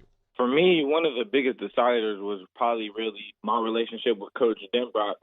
He was recruiting me out of Cincinnati before he was even at LSU. And me and him, we just had a real tight, genuine connection. And that just went a long way with me. And he showed, like, how much he was willing to do for me and how much he actually wanted me. Like, because whenever he got to LSU, I was actually the first class of 24 person that he had offered. And that just meant a lot to me, and it showed like how much he really willing to do for me, how much like he really wanted me. And then it just really felt like home for my first visit there. I visited there 2 times so far, but each time I went there, it just felt like home, and it felt better than any other program in the country to me. Galloway was in Baton Rouge not long ago as well. He tweeted a photo of himself here in Baton Rouge, so it's a little odd to see the time. But remember, since then, LSU also got a commitment from Trades Green, who's the number 1 player in Louisiana for 2024, was a tight end, receiver, hybrid, 6'6", 240-pounder. But you know what's interesting? It is almost surprising to me how little this news moved me. And I'm generally not the person that's like gung-ho recruiting guy. You've listened to the show long enough, you know. And Galloway's a really good player. He's 6'5", 230. In the 247 composite, he's a 4-star. He's the number 247 overall player in the country, the 11th best tight end in the country, the 8th best player of the state of Ohio. He's got some major offers as well. But I think the reason why I'm so I don't want to say apathetic, but I think the reason why I'm so unmoved by Tavion Galloway decommitting is because of the depth LSU has started to accrue at tight end and who coaches LSU. I mean, when you think about last year, it was Cole Taylor, Mason Taylor, a 3-star true freshman, and Nick Storrs. Like, those were your tight ends. Remember, like, Nick Storrs had a medical retirement, came back to football. Like, those were your tight ends a year ago. Cole Taylor, who was basically best known for having his shoe thrown against Florida. Mason Taylor, who's a 3-star true freshman, and a former pitcher who had a medical retirement and came back. Those were your tight ends. But look at where you are now, man. Mason Taylor has a blow-up freshman year. And then in this most recent class, you signed Mac Markway, one of the best tight ends in the country out of the St. Louis area. You got Jackson McGowan and Kamorian Pimpton, who's a big, tall, athletic guy who you flipped from Vanderbilt. So you've now added those 3 freshmen to a class that already had Mason Taylor in it. And then you look at next year for 2024 with Trades Green committed, and Green being the number 1 player in the state of Louisiana, one of the top tight ends in the country for 2024, 6'6", 240, big, athletic, freakish guy. And, you know, I think it's easy to look and say, all right, well, in 2024, you're going to have Mason Taylor, the 3 guys I just mentioned, and Trades Green. Now you got 5 scholarship tight ends. I mean, by the time you hit the field in 2024, we're going to be talking about in a 2-year span going from Mason Taylor, Cole Taylor, and Nick Storrs to 5 scholarship tight ends that could all potentially be NFL draft picks. So, I mean, it's never fun to see your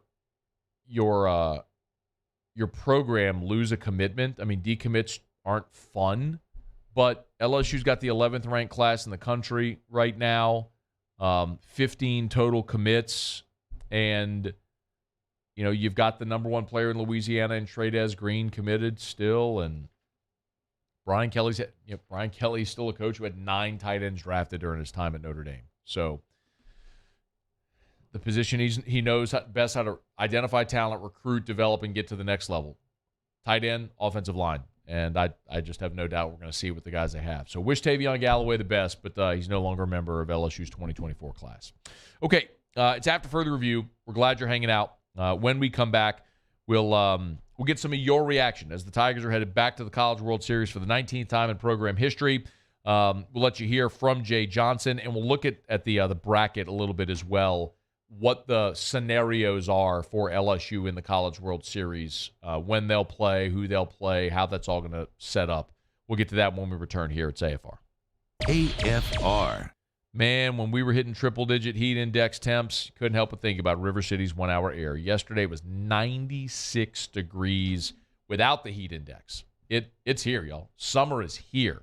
If your home central AC isn't keeping up, you got to call River City's 1-hour air. Look for the big yellow vans and trucks with the giant clock on the side. You see them all over town. And if your home central AC isn't keeping up, call River City's 1 Hour Air because they have expertly trained technicians that are going to give you all of your options. And that means a lot because, listen, I have no idea about my HVAC system. I need to trust the person who's coming into my house that they're going to give me all the information I need and help me make the best decision for myself and for my family, for my home. River City's 1 Hour Air has done that for me for years, and that's why I'm proud to endorse them and proud to have you call them as well. Nights, holidays, and weekends, they'll always come out. They'll never charge you extra to come out nights, holidays, or weekends. You got issues with your AC, you need River City's 1 Hour Air. 752-0001. Gulf Coast Bank and Trust is giving our customers the power to bank anywhere, anytime during this challenging event. And we're right there with you. Our mobile banking app is a smart way to manage your money and time. Gulf Coast Bank and Trust, the bank that cares about you. Bayou Chrysler Dodge Jeep Ram has $25,000 off new 22 Ram 1500 SCA trucks and incredible deals on all remaining 2022 inventory. All with Bayou's 1 million mile warranty. The crew at Bayou Automotive is going to do right by you.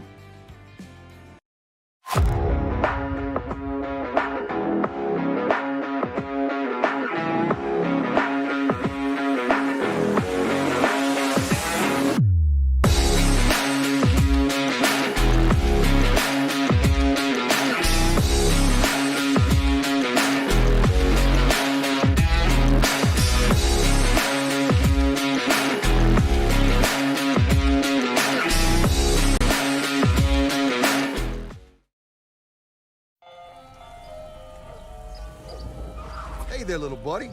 What's the matter? What's the matter? My windows, siding, and my door. That's what's the matter. Relief Windows can fix all of that. I got you. Pop, pop. What's up? Oh my gosh, look! Curb appeal. That's a good-looking neighborhood.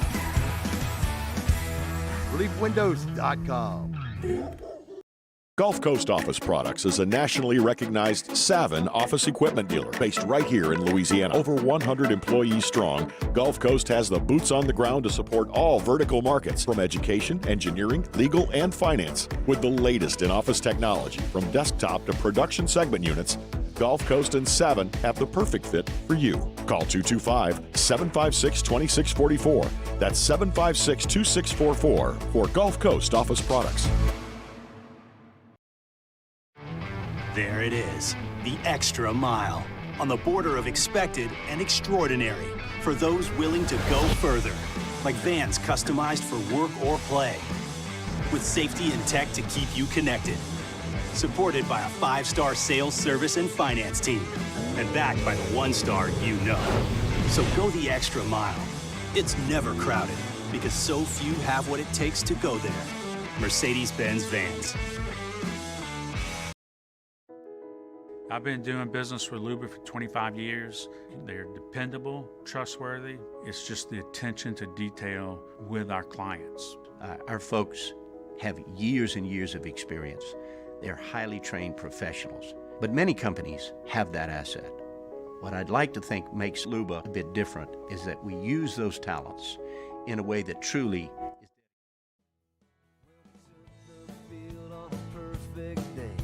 is right out of a dream. Never seen a sky so crystal clear. Never walked on grass so green.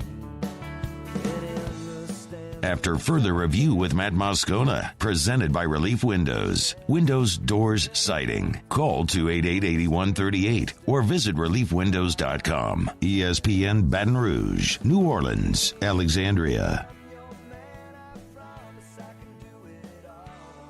Crank it up, Muse. A little Todd T. How about it? Back home in Omaha. Banger. How many people know that's Todd T? I don't know. Fun fact, do they still do the Omaha opening night at the stadium, like CWS opening night at the stadium? Todd T did a concert at Rosenblatt. This might have been the last year. They used to do it on Friday, but now they play games on Friday. Right. Yeah. So I don't know if they do it on Thursday anymore. But Todd T played like a concert it was still at Rosenblatt. Maybe this was like, maybe it was 03. That was an Omaha year under smoke. But anyway, Todd T. Back home in Omaha. Hey, crank it up, music. That's a great I love it. It's a great song. I love it. I mean, it's not heavy, but it doesn't need to be. No. The nostalgia. It's the story. You listen to the lyrics, Todd T telling that story, and you could just dream of Terrio rounded third. You can dream of Warren Morris golfing one out in right field.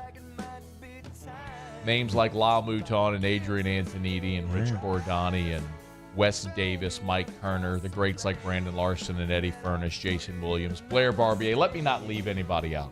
The late, great Wally Pontiff. Yeah. I mean, that's what I think of when I listen to this song, man. Did you say Ray Wright? Give me a little goosebumps. Shout out to my guy, Ray Wright. Ray Wright's. I was texting with Ray Wright this weekend. All-time great dude, man. Great. I mean, we all remember him for the catch in right field, but I'm telling you, Ray Wright is just an all-time great human being. Love Ray Wright. All right. It's after further review. Jay Johnson, after LSU won the Super Regional and clinched, I mean, he said this is, of course, why he took this job and what he intended to do when he came to LSU. Yeah, it means a lot. You know, it started right after kind of heartbreak of losing in the College World Series. I mean, the opening game in 2021, I mean, we had the lead against Kumar Rocker and Vanderbilt late, and we'd played great that night. And it was a tough loss in extra innings, and then got eliminated by Stanford. You know, and then they approached me and said, hey, what do you think about this? And probably wouldn't have gone anywhere else, but gentleman sitting back there, Coach Bertman, made this the place. And I thought, wow, this is a once-in-a-lifetime, once-in-a-career opportunity and dream come true, to be a part of this, you know, with him and all his great players and Ben McDonald and Todd Walker and all the great assistant coaches. I mean, I grew up, I'm 12 years old, I had an LSU baseball hat on in Northern California, you know, and watching the purple jerseys run around Omaha all the time. And so to get to coach this team in the College World Series is, I'd have a hard time putting that into words, but it's pretty special. That's awesome, man. You know, I thought about this last night. I try not to be a prisoner of the moment, try not to get caught up in things, but I was legit thinking about Jay saying that. And I mean this. I don't know if you told me today, Matt, you could have Jay Johnson today or any other coach in college baseball, like literally any. I don't think that I would pick anybody else. And again, I don't want to be caught up in the moment, and they haven't won anything yet. But here's my logic. What I hope is logic anyway. There's a lot of coaches in college baseball who are more accomplished today than Jay Johnson is, right? I mean, Tim Corbin has won national championships. Brian O'Connor has won a national championship. Kevin O'Sullivan's won a national championship. There are coaches that have won the national championship and have more skins on the wall than Jay today. But when I think of Jay Johnson, there's a few things that I think are unique to him in today's college baseball, which give him the opportunity to go on a very extended run here. Opportunity doesn't mean it's gonna happen, but first and foremost, Jay Johnson is not only is he a great baseball coach, but he's a maniacal recruiter. He's told us the story, and everybody the stories of getting Tommy White. Like, Tommy White was going to go to Florida State, and Jay Johnson went to Tommy White's house, flew down there, saw him, got him to come on an official visit, and got Tommy White to commit here. I mean, I did an interview with Jay over the summer, and I asked him about I was doing the NIL podcast, Rosters to Riches, and Jay came on with me and Pixley, and I asked him about the perception that he used NIL to build this roster, and he laughed and actually was like, I kind of take offense to that. And I'm paraphrasing, but what Jay told me then was, so look, I had a number one recruiting class at San Diego. He said, I'm a much better recruiter today than I was then, and I have the LSU brand. So my point in all saying that is you have a guy that's an incredible recruiter who's 46 years old. So Jay's just getting started at 46 and doesn't want to leave. He and I had this conversation before the season, and he literally said, I would not leave LSU for the New York Yankees. He doesn't want to be, not that the Yankees are coming to hire a college coach, that's not my point, but the point is, he doesn't want to be a pro baseball coach. He wants to be a college head baseball coach. And if you have what you feel is the best job in college baseball, you're never going to leave. So at 46 years old, he's already been to Omaha with Arizona, and now he's going to Omaha with LSU in year 2. He is a maniacal recruiter. He has all the resources that he'll need to continue recruiting at that level. Remember a couple of weeks ago when Jay said, like, this is my life? Do you remember that? I can't remember it was after a certain one of the series a couple of weeks ago. He's like, this is what he said, this is what I live for. I don't know if maybe if you can find that cut. But that might seem dramatic to some, but keep in mind, Jay's 46. His wife worked for Bob Stoops at Oklahoma. So she worked in a major college football department. She gets it. Like, gets recruiting and like how all of that goes. Everything that goes along with it. They don't have children. So when Jay says, like, this is my life, like, he's not lying. Like, this is what drives him. This is why he's up in the morning. Like, when we've made these comparisons to Jay kind of being the baseball version of Nick Saban, in many respects, it's true. It's like you hired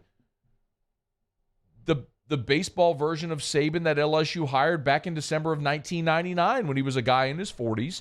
You were hiring from Michigan State. You could see the trajectory. The big difference is, now obviously it's football and baseball, two different sports, but the big difference is Nick had grander aspirations at the pro level, and ultimately he fed that hunger and went to the Dolphins.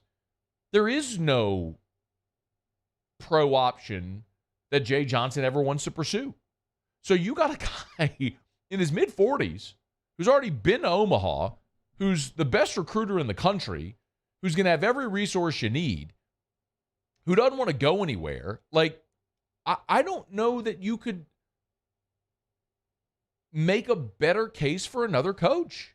So back to where I started, if you told me I could have any coach in the country right now or Jay Johnson, I'd take Jay. I mean, I'm open. I'm open to other suggestions, but, like, look at some of the more successful coaches. Tim Corbin's 61 years old. He's a great coach.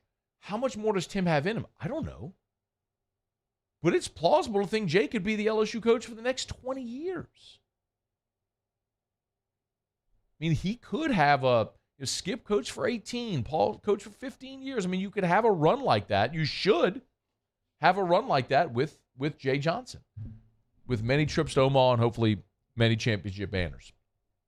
But year 2, Jay's got LSU in the College World Series, and it's awesome. For all the reasons everyone's excited, you should be. Now let's see if they can go to Omaha behind Paul Skenes and Dylan Cruz and this great roster and put together a great week in Omaha, jump into that championship series and see if they can win a best of 3 and claim the program's 7th national title. All right, we're brought to you by Shaw Bills Tire and Auto Service, ShawBillsTire.com. Go see our friends over at Shaw Bills. Summer is upon us. Maybe you're making the drive to Omaha. Look, if that's a 20-hour drive. I know I've made it. Before you get on the road and make that 20-hour drive to Omaha, make sure you bring your vehicle to Shaw Bills. Let them change the oil. Let them check under the hood. Let them rotate your tires. Let them make sure if you got the check engine light or anything going on, squeaky brakes, let Shaw Bills help you out. And, of course, if you have not changed your tires recently, if you don't even remember the last time you put new tires on that thing, bring it to Shaw Bills. Of course, the tread checker over there will help you out. ShawBillsTire.com with 18 locations. They started in Morgan City, moved up to Baton Rouge, west to Port Allen, Lafayette, the newest locations there in LaPlace. Denham Springs, you got your own location there. In the LP, it's at Shaw Bills. Schedule service or shop tires online at ShawBillsTire.com. ShawBillsTire.com. Shaw Bills, where we keep you rolling. Muse, did you find that cut by any chance? No? Let's see. I do want to find it. It's been a couple of weeks. I need to go find the cut. But when Jay said, I'm telling you, man, it makes a lot of sense. Okay. It's after further review. We're keeping an eye on. Did they announce a start time yet for that Tennessee Southern Miss game? I have not seen one. Okay. So we're waiting on the winner of Tennessee Southern Miss to see who LSU will play. I don't mind sharing. Again, I want to be very, very, very clear. We have nothing official from the NCAA. Nothing official from the NCAA. Like, this thing's in the way. Is this clear? This is not official. Okay? You're not going to come peg me on it. My understanding is they're expecting LSU's side of the bracket to play on Saturday. Remember, there will be games Friday and Saturday. The start times are 1 p.m. and 6 p.m. Central. So LSU will either play Friday or Saturday at 1 or at 6. My guess, I am guessing. Sometimes I know and I phrase it a different way. I'm telling you right now, I'm guessing. If Tennessee wins today, my guess is ESPN would want LSU-Tennessee Saturday night in primetime. That would be your most appealing matchup. If Southern Miss wins today, I don't know. Maybe Texas-Wake Forest or Stanford-Wake Forest might be more appealing. Don't know. Ultimately, that's going to be a network decision. ESPN, along with the NCAA, will decide how they want to frame it, which games they want, what teams they want, in what time slots for TV purposes. Ultimately, it is still a TV show. So I don't know that it matters tremendously for LSU. A lot of people have asked what that means for Paul Skenes. It was very interesting hearing Ben McDonald say that he thinks that they could use Skenes 3 times. How that would play out would really be interesting to me because let's say hypothetically LSU plays Saturday, Skenes starts. He really wouldn't be available again likely until Friday at the earliest, I would think. Maybe you could go on another's day short rest, but hard to imagine that you pitch him Saturday then Thursday. And remember, the championship series now is Saturday, Sunday, Monday, not Monday, Tuesday, Wednesday, what it used to be. So they essentially shaved 2 days off of the College World Series on the back end, so as not to draw it out as long as it was. So getting Skenes on the mound 3 times, I think, would be really difficult. Listen, I would obviously trust Ben McDonald. I mean, he covers the event every year, so clearly there's teams and programs that do it. But how would that look? I don't know. But my thought would be you start Skenes in Game 1 likely on Saturday, and then you'd have him for Game 1 of the championship series, provided you made it there. So, all right, it's after further review. We'll knock out a quick break. Muso will have Tigers and the Pros to wrap up hour number 2. We're glad you're hanging out with us here on a celebratory Monday of AFR presented by Relief Windows. Tigers are headed back to Omaha. We'll continue next. AFR. And a great way to celebrate every Monday is at Pluckers, where every Monday is all-you-can-eat wings. Pay one low price, eat as many wings as you want all night long at Pluckers. Every Monday at Pluckers is all-you-can-eat wings. Hey, look, of course, you got a couple of baseball games tonight. Whenever Southern Miss and Tennessee start, you got Stanford, Texas as well tonight. The final 2 tickets will be punched to the College World Series. You've also got Game 5 of the NBA Finals tonight. It's the Nuggets and the Heat. Could end tonight in Denver. You can watch it at Pluckers. So get there early, stay there late. Pluckers open till midnight or later every night of the week.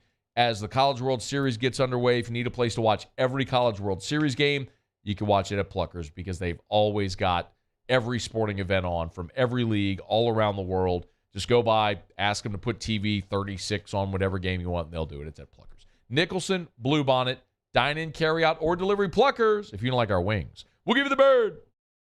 Electricity is all around us, and our families depend on it. Every day is sparked by the power of a cold drink or a warm meal, a movie night, and a comforting light at the end of a dark hallway. From sunrise to sunset, playtime to bedtime, our team is ready to take care of your electrical needs. Even in the case of an after-hours emergency, the light in your life shines brighter with Mr. Electric.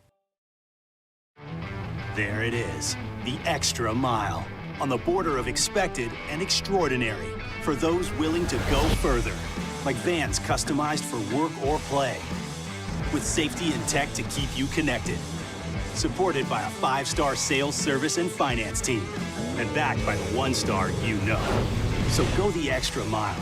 It's never crowded, because so few have what it takes to go there. Mercedes-Benz Vans. Follow us on Twitter at 1045ESPN to cast your vote in the Citizens Bank and Trust Poll of the Day. Vote daily inside Off the Bench, live at lunch on Palmer. And after further review, Citizens Bank and Trust brings you the Poll of the Day via Twitter at 1045ESPN. The importance of doing this fortified program and offering it to people down here is, number one, the only real chance you're going to get to do this is when you put on a new roof or build new. And through companies like HUDCO, who's kind of leading the way in this thing, it's going to offer the customers a huge advantage in the insurance market and the price of their insurance. You know, we're not looking to make a fortune off fortifying. We're trying to give you a better product than our competitor at the moment. I'm trying to do something that he can. I'm trying to give you something better. So a lot of these insurance jobs, you're getting a re-roof, you're only paying your deductible. Let's sit down and talk about the fortified and let's see what it does to your insurance premium. You're getting a steal. Yeah. You're getting a brand new roof and a fortified certificate for your deductible, essentially. And I think we're rocking and rolling.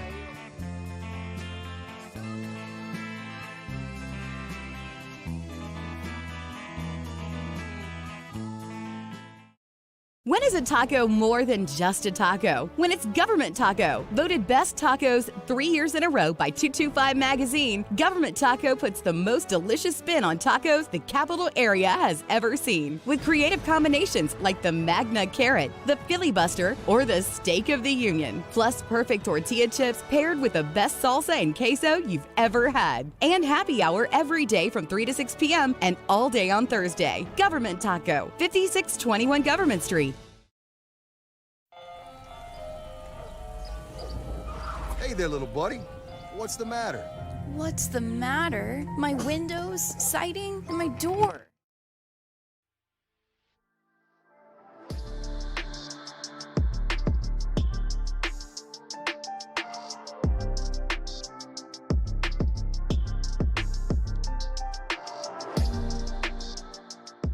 After further review with Matt Moscona, presented by Relief Windows. Windows, doors, siding. Call 288-8138 or visit reliefwindows.com. ESPN Baton Rouge, New Orleans, Alexandria. Shout out Kirk Taylor on Twitter. I'm sorry, on my text line said they still do the opening ceremony on Thursday night.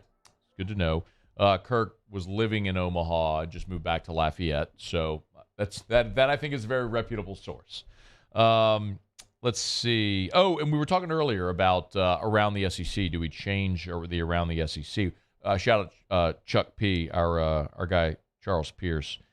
Sean Comiskey said, change is always good. I do not like the new around the SEC. And then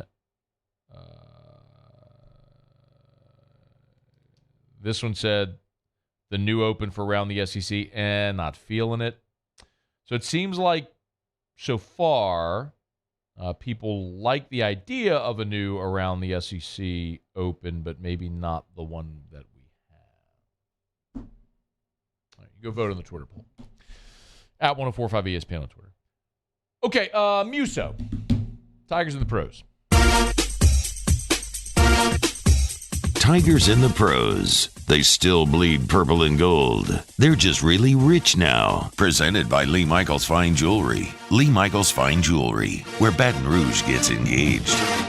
We start Tigers in the pros today with yet another honor for the legend Sylvia Fowles.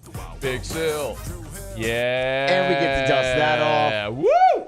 Yesterday, the Minnesota Lynx retired Sylvia Fowles at number 34. Awesome. During her time in Minnesota, of course, helped the Lynx win 2 WNBA titles. She won the Finals MVP in both of those. Also added another WNBA MVP to her record there. 2 of her 4 Defensive Player of the Year awards are in Minnesota. All total, we know Sylvia.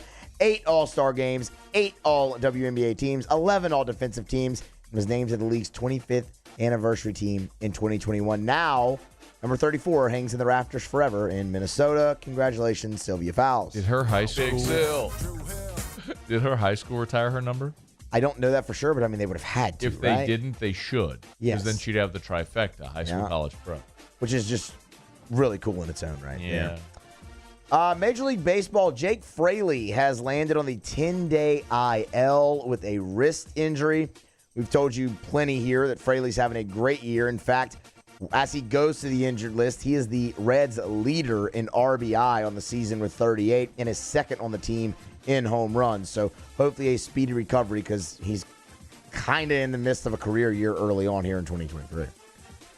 Alex Lang, relief appearance. Got a hold, his second of the year. Pitched an inning, 2 hits, gave up a run. Didn't walk anybody, struck out 1. Needed that. It had been a couple rough outings in a row for our guy. Hopefully that gets him back on track. The Tigers did end up losing that game, however. A.J. Levis in the Fort Myers Mighty Muscles. Levis got the save, 2/3 of an inning, struck out both batters he faced. Second save of the year for A.J. Levis. Cade Doty, 1 for 5 yesterday with a 3-run homer.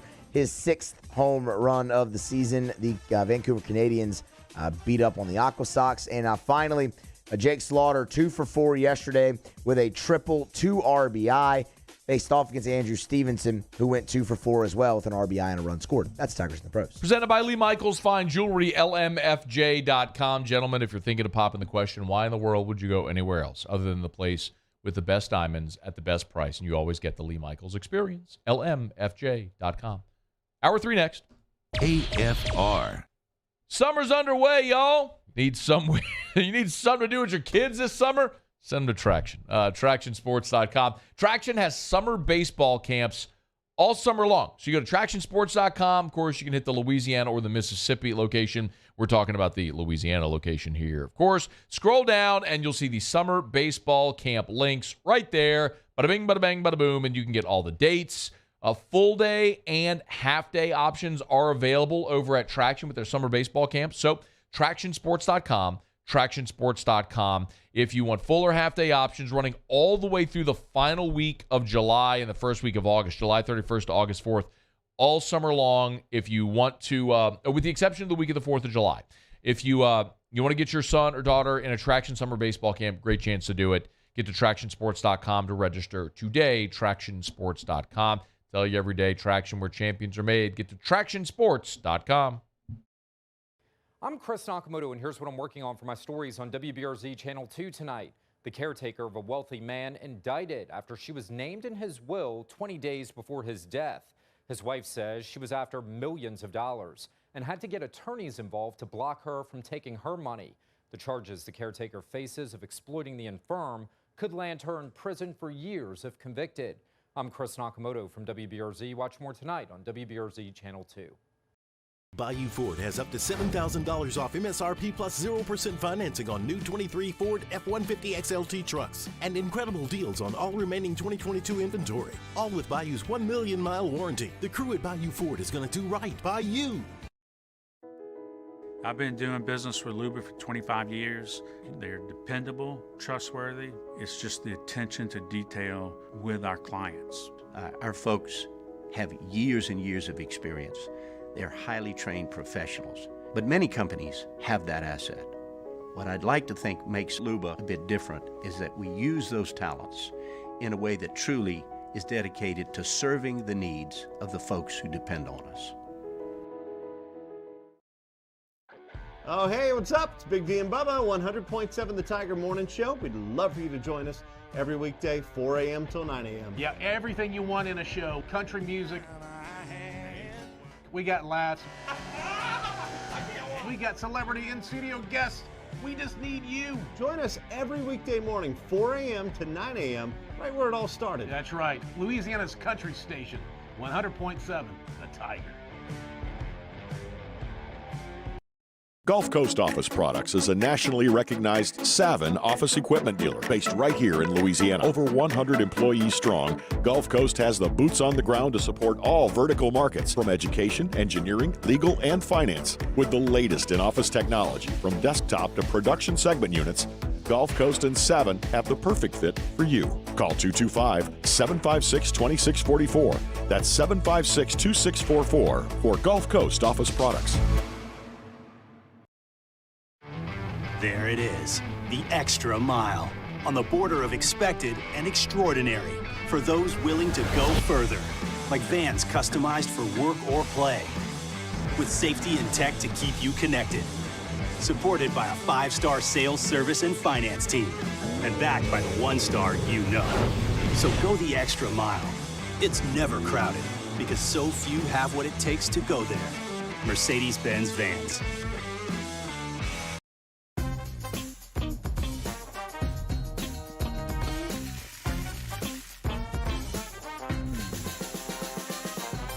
The best kept secret in town is out. Discover Tallulah at the Renaissance Hotel on Bluebonnet.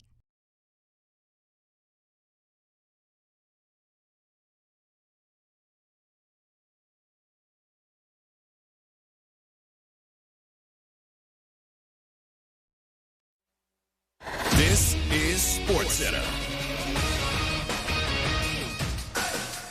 I'm Doug Brown. The Miami Heat have 7 road wins already in this postseason. That's a franchise record. But they'll need another one tonight to prevent the Nuggets from winning their first NBA title. Heat coach Eric Spoelstra. Our guys love to compete and love these kind of environments and having things decided between those 4 lines. There's no narrative that can decide it. The crowd can't decide it. The analytics about 3-1 can't decide it. You have to have a certain level of defiance. You can hear more from Eric Spoelstra during our NBA on ESPN Radio Game 5 coverage starting at 7:30 Eastern. The game also on ABC TV. And our Adrian Wojnarowski reports Heat guard Tyler Hero may try to play tonight for the first time in the series.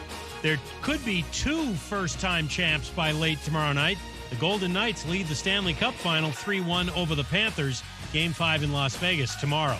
A U.S. Senate committee plans to review the PGA Tour's planned merger with LIV Golf and the World Tour. ESPN Radio is presented by Progressive Insurance. Make sure your family is well taken care of with life insurance. Protect your phones, laptops, and more with electronic device insurance. And cover your furry friends with pet health insurance. Matt Moscona. I'm very important. After further review. Say it one more time. After further review with Matt Moscona. And here we go. ESPN Baton Rouge, New Orleans, Alexandria. Live from the Mercedes-Benz of Baton Rouge Studios. Let's ride.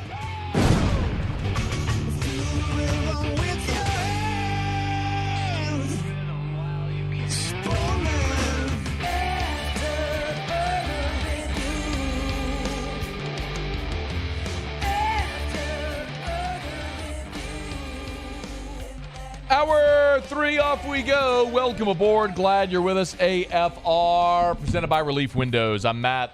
Love you, Matt. Paul O'Neill. They're chanting Paul O'Neill's name. Musu. And Mr. Toby Tomplay.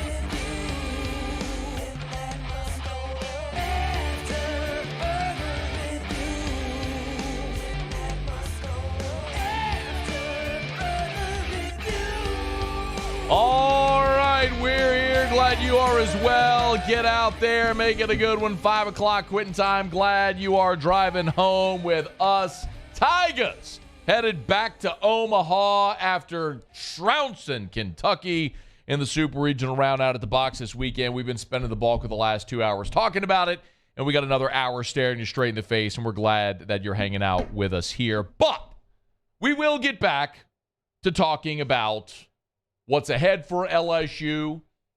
Still waiting on the winner of Tennessee Southern Miss. I'm sorry, was that an audible laugh? Yeah, that game might start actually after the West Coast game, it looks like. Okay. I hope it goes all the way to Friday. Let them play it on Friday, Muse. Yeah, okay. We got to talk about who LSU is going to play, when they're going to play, how pitching may shape up, line up, all that. We got plenty of time for that, though, Muse. We got all week long, man. All week of shows. It's one of the best parts about this, the slow build, right? The anticipation. Oh, Charles and Jimmy are going up to Omaha. Oh, man. Oh, Omaha restaurants, beware. Got the Jell-O shot challenge. Oh, is there really any doubt that LSU... Only way it doesn't fall is if LSU's 2 in Q. 2 in Q. That's it. It's the only way it doesn't fall. Otherwise, that thing will be done by Wednesday. I mean, you got Paul Skenes going one of the games. Yeah.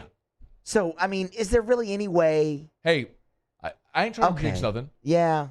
Aaron Nola. Well, we all jinxes thought aren't the same real, thing with but- Aaron Nola in 2013. That's I agree true. with you, but True. It's Omaha. It's baseball. Things happen. Which actually reminds me, Muse, because back on May the 1st, I sat in this here chair, this very one that I'm sitting in right now. And had to do a thing that I do from time to time, which is I get a little rowdy. I've been known, Muse, to get a little rowdy. Heard that. I've been known from time to time to get a little loud, yell and scream. A little red-faced. LSU had just swept Alabama. It just swept Alabama, Muse. Remember that game on Sunday? I do. 13-11. Yeah. LSU had a lead and then... Then didn't. Yeah. Then did. It did. And they finished with the lead. They did. 13-11. Tigers won that game that day. At that point, LSU was the consensus #1 team in America. They were 35-8. Hadn't lost a weekend. They were 15-5 in the SEC. Some really winnable weekends still ahead, if you recall. Oh, but the melt came, Muse. The melt came. Didn't it? It did. The melt came. It did. And so I sat in this here chair on a Monday, May the 1st, a little more than a month ago, and I went on an 8-minute and 43-second rant, which we posted on a lot of social media. It got a lot of you to calm down. Here's a little tidbit, just a little smidge of what we said here back on May the 1st, when a lot of you were melting over the bullpen stinking. You can't hit in the clutch. You got Paul Skenes and no one else. ERA after Skenes is 7. No one else is good. Blah, blah, blah, blah, blah, blah, blah. And this is what I said then. Go win a weekend. Can you win 2 out of 3?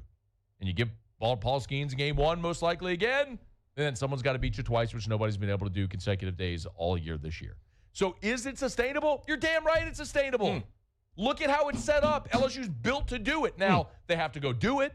I'm not telling you definitively they're going to. I'm not telling you there's no shot they lose. I'm not speaking in absolutes. It's college baseball. We see this transpire every year. But if LSU loses somewhere in the postseason, it's not going to be because they're this massively flawed team. It's going to be because they had a bad day and someone had a really good day. And I just don't see LSU stacking multiple bad days. They haven't done it yet through a large sample size.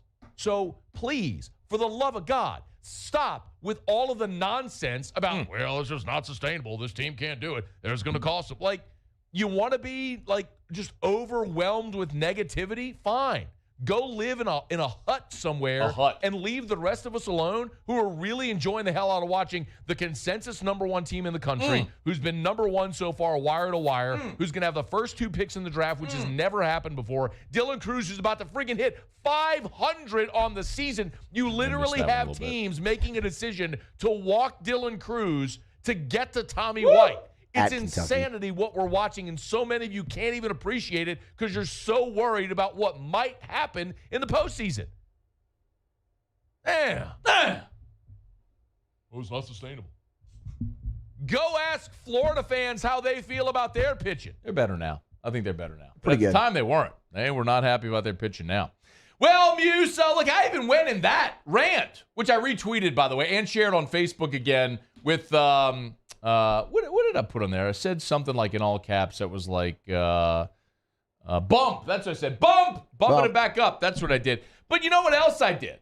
Oh, in that whole thing, Muse, I went through this big, long rant about setting up the scenario of how you win a regional, a super regional. And, man, a lot of people didn't like it back then, Muse. But you know what I love the most? What's that? I mean, I do love social media. It's a great spot. I love social media. I'm all over it. All the platforms. Twitter. I was TikToking back in 2019, Muse. Yep. When a lot of people thought, oh, it's just kids dancing. No, it wasn't. It's a content platform. Every content platform eventually ages up. That's what happens to every content platform. Facebook used to be just for college kids to post their party pics.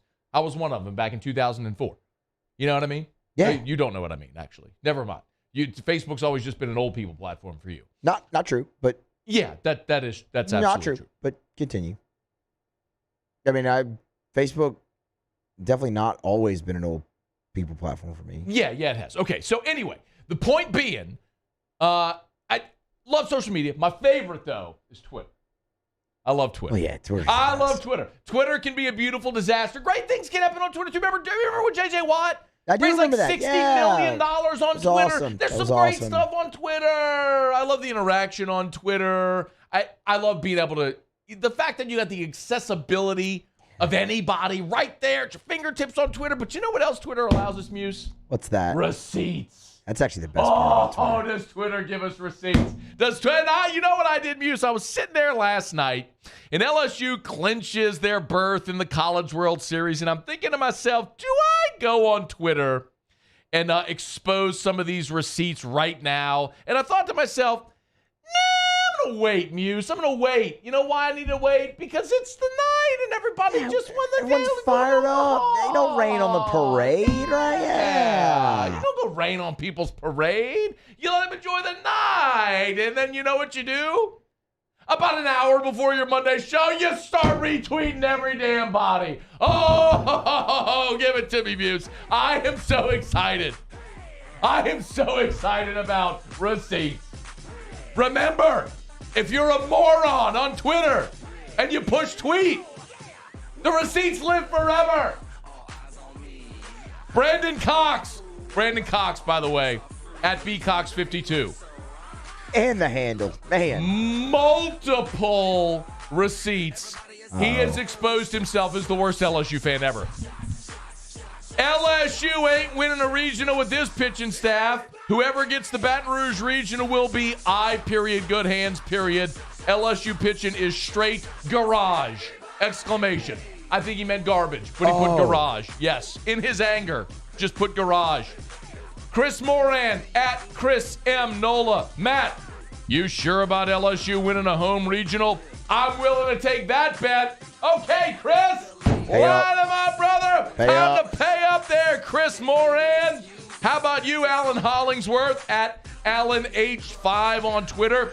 National seed doesn't matter. This team won't make it out of a regional. Hey, Muse. Hey. Did LSU make it out of a regional? They did. Alan Hollingsworth. Idiot. Receipts. Hey, Brandon Cox is back. Oh, no. You ready? Yeah.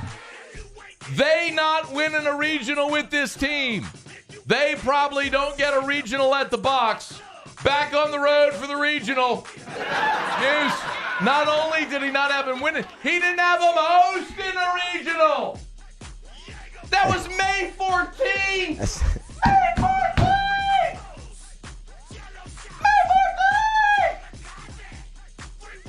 Oh, don't worry. There's more from our friend Brandon Cox. They almost hosted a damn regional last year. They should have. They should have. Harley Doucette at rollout_16. I can't believe this. We won't be a top 8 national seed after this weekend. It'll be hard to even make it out of a regional if our staff keeps this up. Dude, I forgot how good this song is. The only time this is better is when you're at the Encore Beach pool party in Las Vegas. Yeah. And people are making it rain in the pool. I imagine that'd be pretty amazing, yes. I've been there before. Not the one making it rain, but observing. You were the one picking the money up and keeping it and like trying to just tuck it in your swimsuit? Maybe. Okay. Hey, I was doing the same thing. Wait for it. Let's go. How about Derek Purdy's Muse at tweet_1 LSU fan? This is pathetic. Wes needs to go. This has to be the worst collapse in college baseball. They couldn't make it out of a regional at this point. Well, he did get it right. Wes is gone. He gone. To be a head coach in the SEC. Oh, how about TJ at capped TJ61? With the pitching they have, they are no cinch to win a regional if there is a team with good pitching in it. Or get to a super regional. The jury's still out on Johnson as a coach. Okay, wait, which Johnson? Good Jay, point. Jay or Fair. Wes? Fair. Both. Both of them. Cinch is a good word. I'll give him that. I do like that word. That's a good He even word. spelled it correctly. Look at this guy. How about it? Brandon Cox is back! No, Brandon! He's back for the trifecta! Oh, hat trick. At BCox52, May 7th, face the facts. LSU has one starter and not even close to a second starter. That's why no way they make it to Omaha. Lucky if they win the regional. Our guy B. Cox called his shot. No way they make it to Omaha. You know what we call that, Muse? Wrong! Call that tweeting through it, man. That is tweeting through it. Our Taylor Calandro. Oh, no. On Twitter, at Taylor Calandro. Not yes. Taylor C. That Taylor Calandro.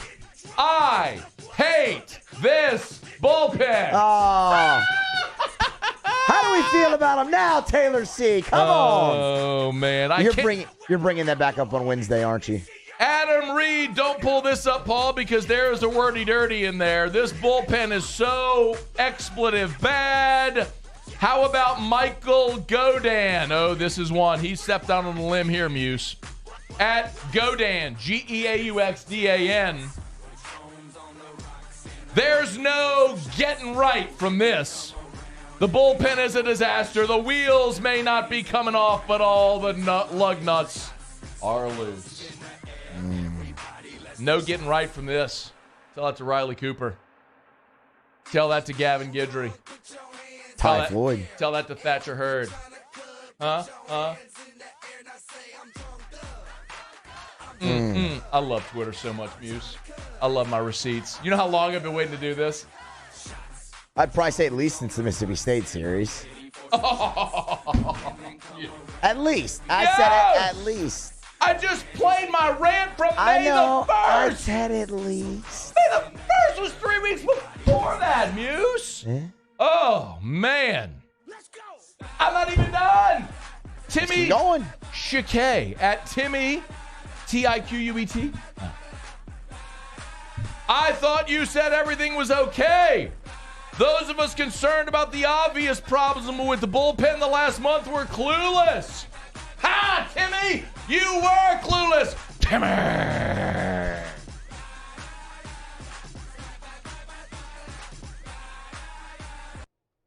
No. Oh, Muse. God dog it, Muse, what did you do? I had it too. In the middle of my shots bit. What are you doing, Muse? Oh. Is it back? It is back. All right, good. What did you do? It didn't register. I clicked because when it came back, it picked up right where I clicked. Okay. It just, I don't know why. It just messed up. We're going through receipts on Twitter. All of you idiots who've been tweeting at me for months. You better believe your boy was keeping receipts, dog. Waiting on this day. It's 17 after the hour. I don't even care. I told T-Bob this morning, hey, bro, look, you can't take segments to like 20, 22-minute segments. What are we doing here, bro? I had to tell him that this morning, and now I'm about to do the same damn thing. You know what? I don't care because I've been waiting on this for more than 2 months now. Garrison Parker, you're next. You're next. At GP Parker 22. I've read this one just on the screen right here, and this is a good one. You're probably one of the people who think LSU can make a deep run to Omaha with the way this team's playing. You know what, Garrison, I do? I'll be damned, they're going to Omaha. Son of a bugger. Jack Samerland at LSU Intel. How appropriate. It's a great name. He's at LSU Intel. No. We suck. We don't go to Omaha this year! Exclamation point. May 18th, Jack Samerland at LSU Intel. Oh, the irony. LSU Intel trying to give you intel about LSU, which in turn proved to be wrong.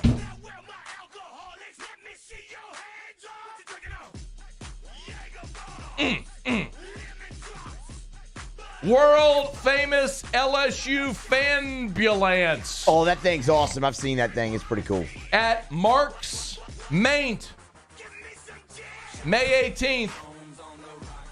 At Matt Moscona. Sure glad I didn't reserve a room in Omaha. Oh, no doubt, Fambulance, because you love overpaying for things when you book the week of, don't you? Hey, there's still time, though. He's still got time. Idiot. What an idiot.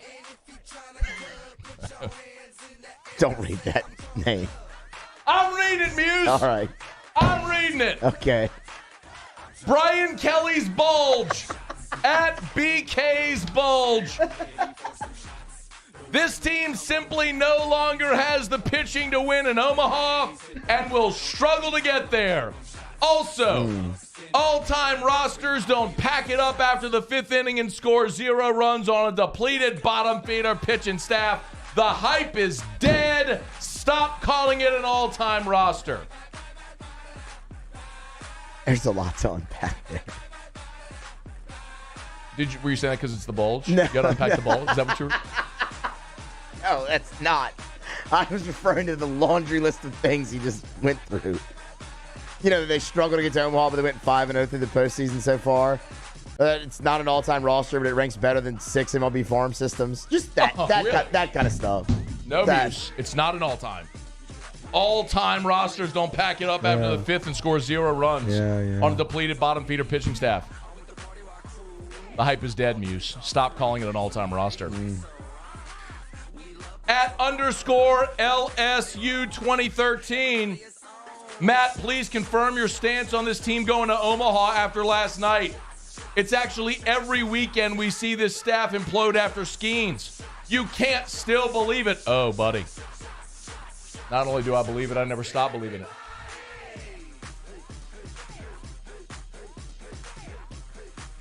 You want more?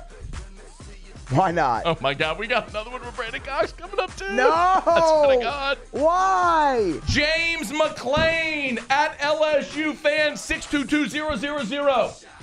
Is that a bot? I don't know. You will probably double down and go off on someone that has the sense to remind you we don't have pitching to win in Omaha. You're right, James. I'm going off on you, moron. I'm doubling down on you, you buffoon. You're the idiot who melts over midweek games and says stupid stuff like, we can't hit in the clutch. Our bullpen sucks. You got to play every game like it's a championship game. Moron. Kevin McKee at Ezra Man 1. Let's see. He was replying to me about, this was a tweet about Travinsky. Oh, Lord. I was complimenting Travinsky after a homer. That's great and all, but is this a real possibility? We don't have any legit bullpen pitching and don't have 2 reliable starters, and that's going to keep us from Omaha again. Ugh. Is it over? Nah. Okay, good. Here he is, Muse. Oh, no. He's back for the 4th time. I told you. We've identified the worst LSU fan on Twitter. It's Brandon Cox at bcox52.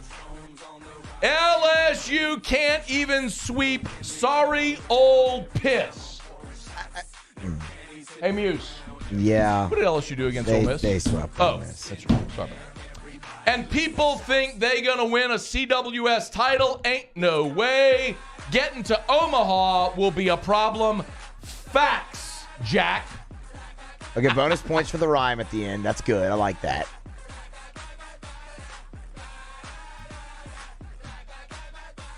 Facts. LSU ain't getting Omaha, Muse. Jack. Hey, Jack. It's a fact, Muse. LSU ain't getting Omaha. What you saw this weekend, total mirage. Oh, I wouldn't. Figment of your imagination. Good. It was just Not a dream. real. Dream. Is this the last one? Oh, God, I have so many more. Okay. We're going to have to wrap this up eventually. Okay. It's 23 after. I don't care. Casual observer at the Tooth Hurts 7. 1990 Dale Brown did the least with the most in college athletics history. 2023 Jay Johnson says, hold my beer.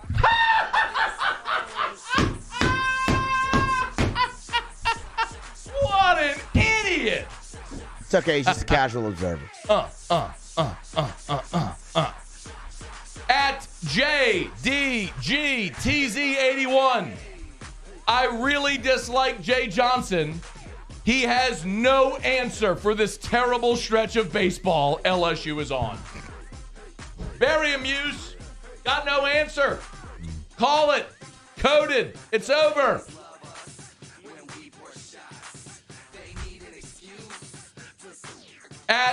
This is Brad Guidros at Shia2150. Jay is just like Minerari. Who's that? The old coach, Paul Minerari. Minerari. Oh, you mean Paul Maneri? Yeah, the guy who coached here for damn near 2 decades and no one knows how to spell his name. Yeah, a lot of vowels. Minerari. Jay is just like Minerari. Leaves pitchers in way too long. Bullpen is atrocious. You know what, Muse? I agree.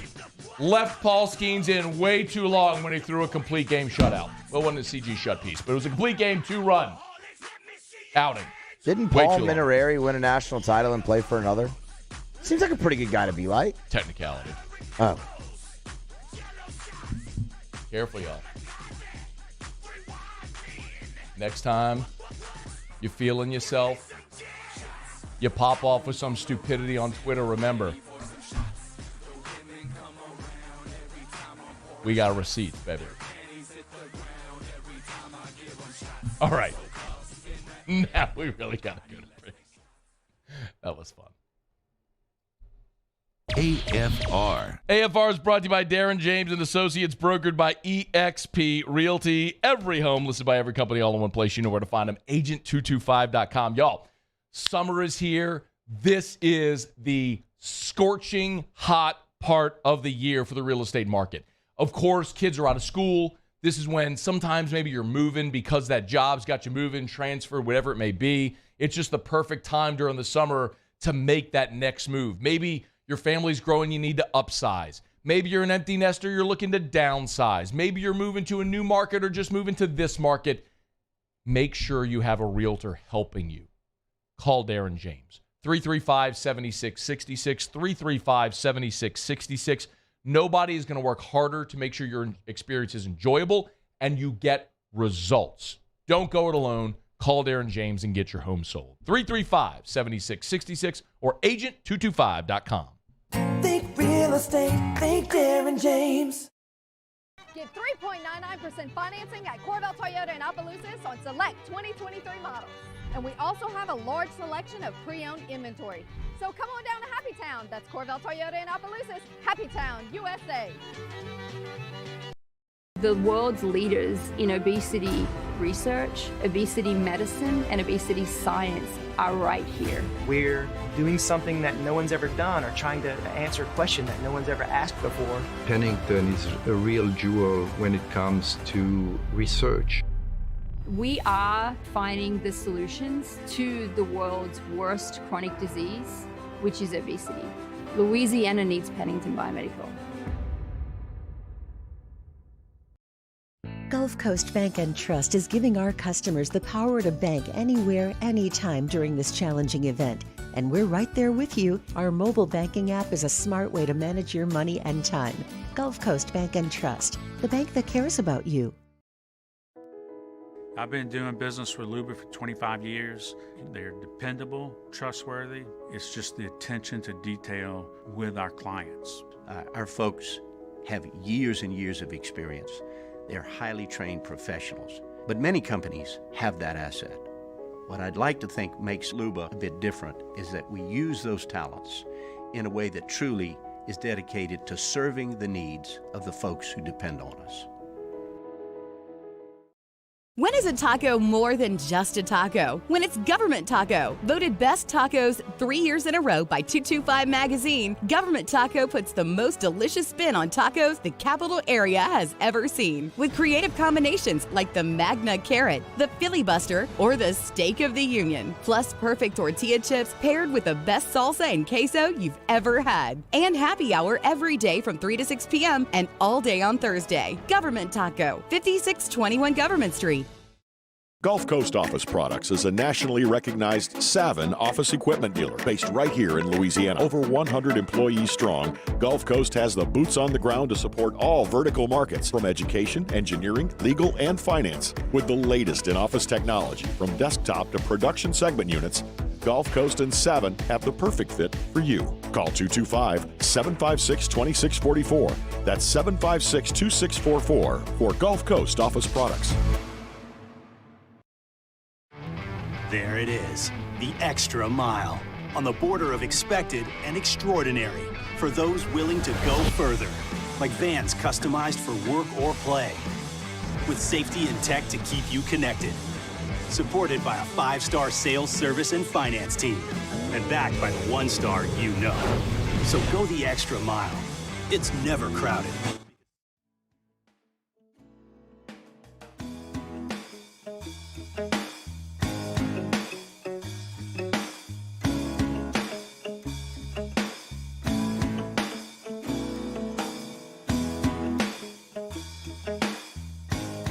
After further review with Matt Moscona, presented by Relief Windows. Windows, doors, siding. Call 288-8138 or visit reliefwindows.com. ESPN Baton Rouge, New Orleans, Alexandria. All right, we'll go to break. It's I just got an email. It says, this is from DB Carter. Didn't send a name or anything, just DB Carter. The title of the email, Muse. Not listening anymore. I'm tired of you hollering all the time with like 5 exclamation points, which, by the way, that's a grammatical tool to imply that you're yelling. Yep, I was just about to say. Oh, the irony. Great content and information, but can't stand the way you bring it. Well, I appreciate the feedback very much, and I sincerely don't care. Because when I have to sit here for February, March, April, May, June, 4 going on 5 months, and have people flood my Twitter mentions with idiocy.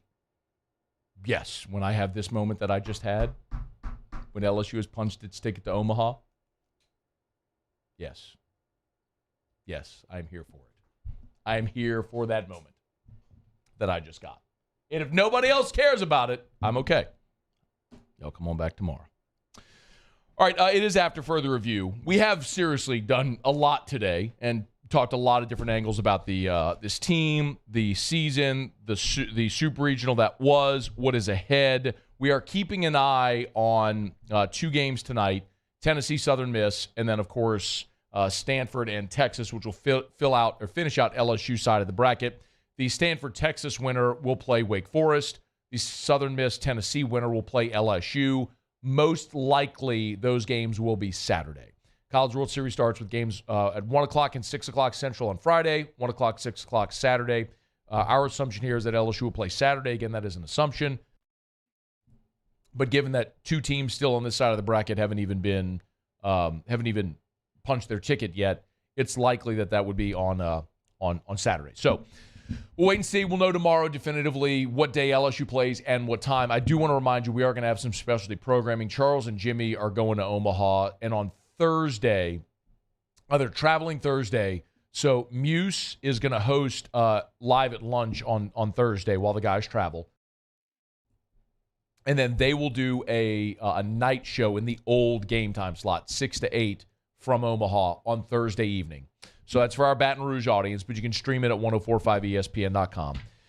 And then Charles and Jimmy will be in Omaha, and we will be doing, assuming that they are playing LSU is playing Saturday, the guys will do a pregame show on Saturday as well for 2 hours leading up to LSU and either Southern Miss or Tennessee. So we're looking forward to that. This was such a great weekend for LSU, and you saw your stars have big moments like Dylan Cruz, who came up with a big double late in the ball game to blow it open, and you saw stars emerge like Gavin Guidry taking the ball and going the final 2 2/3, the final 2 1/3 to finish that game for LSU. I love this comment from Jay Johnson after about Gavin Guidry. Of course, Guidry is one of those guys who the story is well chronicled, who was developed into an integral part of this bullpen and wasn't even pitching in the fall. But here's what Jay Johnson said after Guidry got the final 7 outs of the Super Regional, send LSU to the College World Series. Man, that dude is something else. He has got it. And I was joking the other day, but like after the news with Westbrook, after we won the regional, popped his head in my office and said, "Hey, Coach, it doesn't matter who's calling a pitch. I'm going to strike everybody out anyways. Have a good night. We'll see you tomorrow." And take some kind of confidence to do that. But those guys are special, and great performances all the way through for the bullpen down the stretch. So it was a great performance for the bullpen. The offense was just as big a storyline. And when the season ends, we'll be able to put more context around Dylan Cruz's season and his career. But the last time that LSU fans got to see Cruz at the box, this is how it sounded. 3-1 delivery. Hit down the line and left base hit. That will score clean. Pearson around third as that ball all the way to the wall. 2-run double for Dylan Cruz, and the Tigers now lead 8-3. And look at that emotion from Cruz out there at second base. Threw up the heart sign to his dugout, pounded the chest, and that is how that young man's career should end here in Baton Rouge with a 2-run double to put the Tigers up by 5 in the top of the 9th of a Super Regional. I thought he was throwing up the O. I thought he was doing O like for Omaha. Duggar said he thought it was a heart. Yeah, that's what I thought it was when I watched it back, was a heart. It was heart? Okay, Yeah. Maybe it was heart. I thought he was doing an O like Omaha. Like Oregon, they do their O. Yeah, Oregon. they do. That's what I thought he was doing as O. Not for Omaha, though. They No, for Oregon. Yeah, for Oregon. Here was Cruz after the game on that last hit at the box. Yeah, I was just trying to, really control myself during that AB. There's a lot of emotions and a lot of things going on in that type of, situation. So, through all my training, with our mental coaches here, and Coach Jay's really helped me out with this too. Just really controlling myself, controlling my breath, really. And I was just trying to get a good pitch to hit going up there. I walked I think 4 times previously, so just trying to get something good to hit, not trying to expand, and I was able to do that and score 2 runs for the team. So it was awesome. Just really passing it on to the next guy. It was good. Cruz is up to 434. He presently is ahead of Rafe Rhymes for LSU's single-season batting average record. He'll have to maintain it in Omaha. All right, it's after further review because we went extraordinarily long in the first segment and had some fun. Hopefully you enjoyed it. I know I did. But it's radio. You have to have fun in radio. It's the point of this whole business. So let me not get a break. We're going to catch up a little bit here. We got Otter Locks coming up in about 15 minutes. It's AFR. AFR. AFR is brought to you by New Orleans Flooring. You can always go to NOLAflooring.com. That's NOLAflooring.com. Summer's here. Maybe you're doing that summer checklist while you got some time at home on the weekends. You're getting out about it. You're thinking about it. How about new flooring in the home? If it's hardwood, if it's laminate, if it's tile flooring, if it's carpet, New Orleans Flooring has more than 1 million square foot of product in stock. And they got 2 great locations, Metairie and then Airline Highway in Prairieville. Let me also remind you, if you go to the website at NOLAflooring.com, and you scroll down on the homepage, there's a cool feature where you can upload a picture of your room on your smartphone, and you can see what the new floors will look like in your room at your home. So check it out at NOLAflooring.com. Great website. And remember, you want to save 40, 50, 60% on great flooring? Buy where the pros buy. That's at New Orleans Flooring. Go to NOLAflooring.com. Again, online at NOLAflooring.com.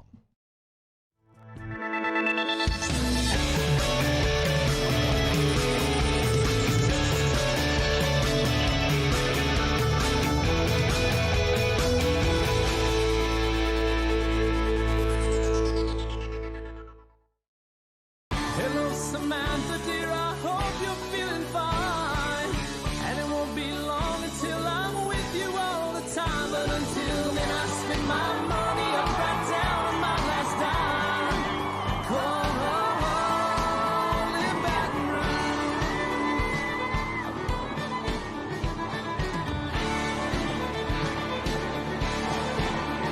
I'm ready, what you put me on through. Gotta send my love down to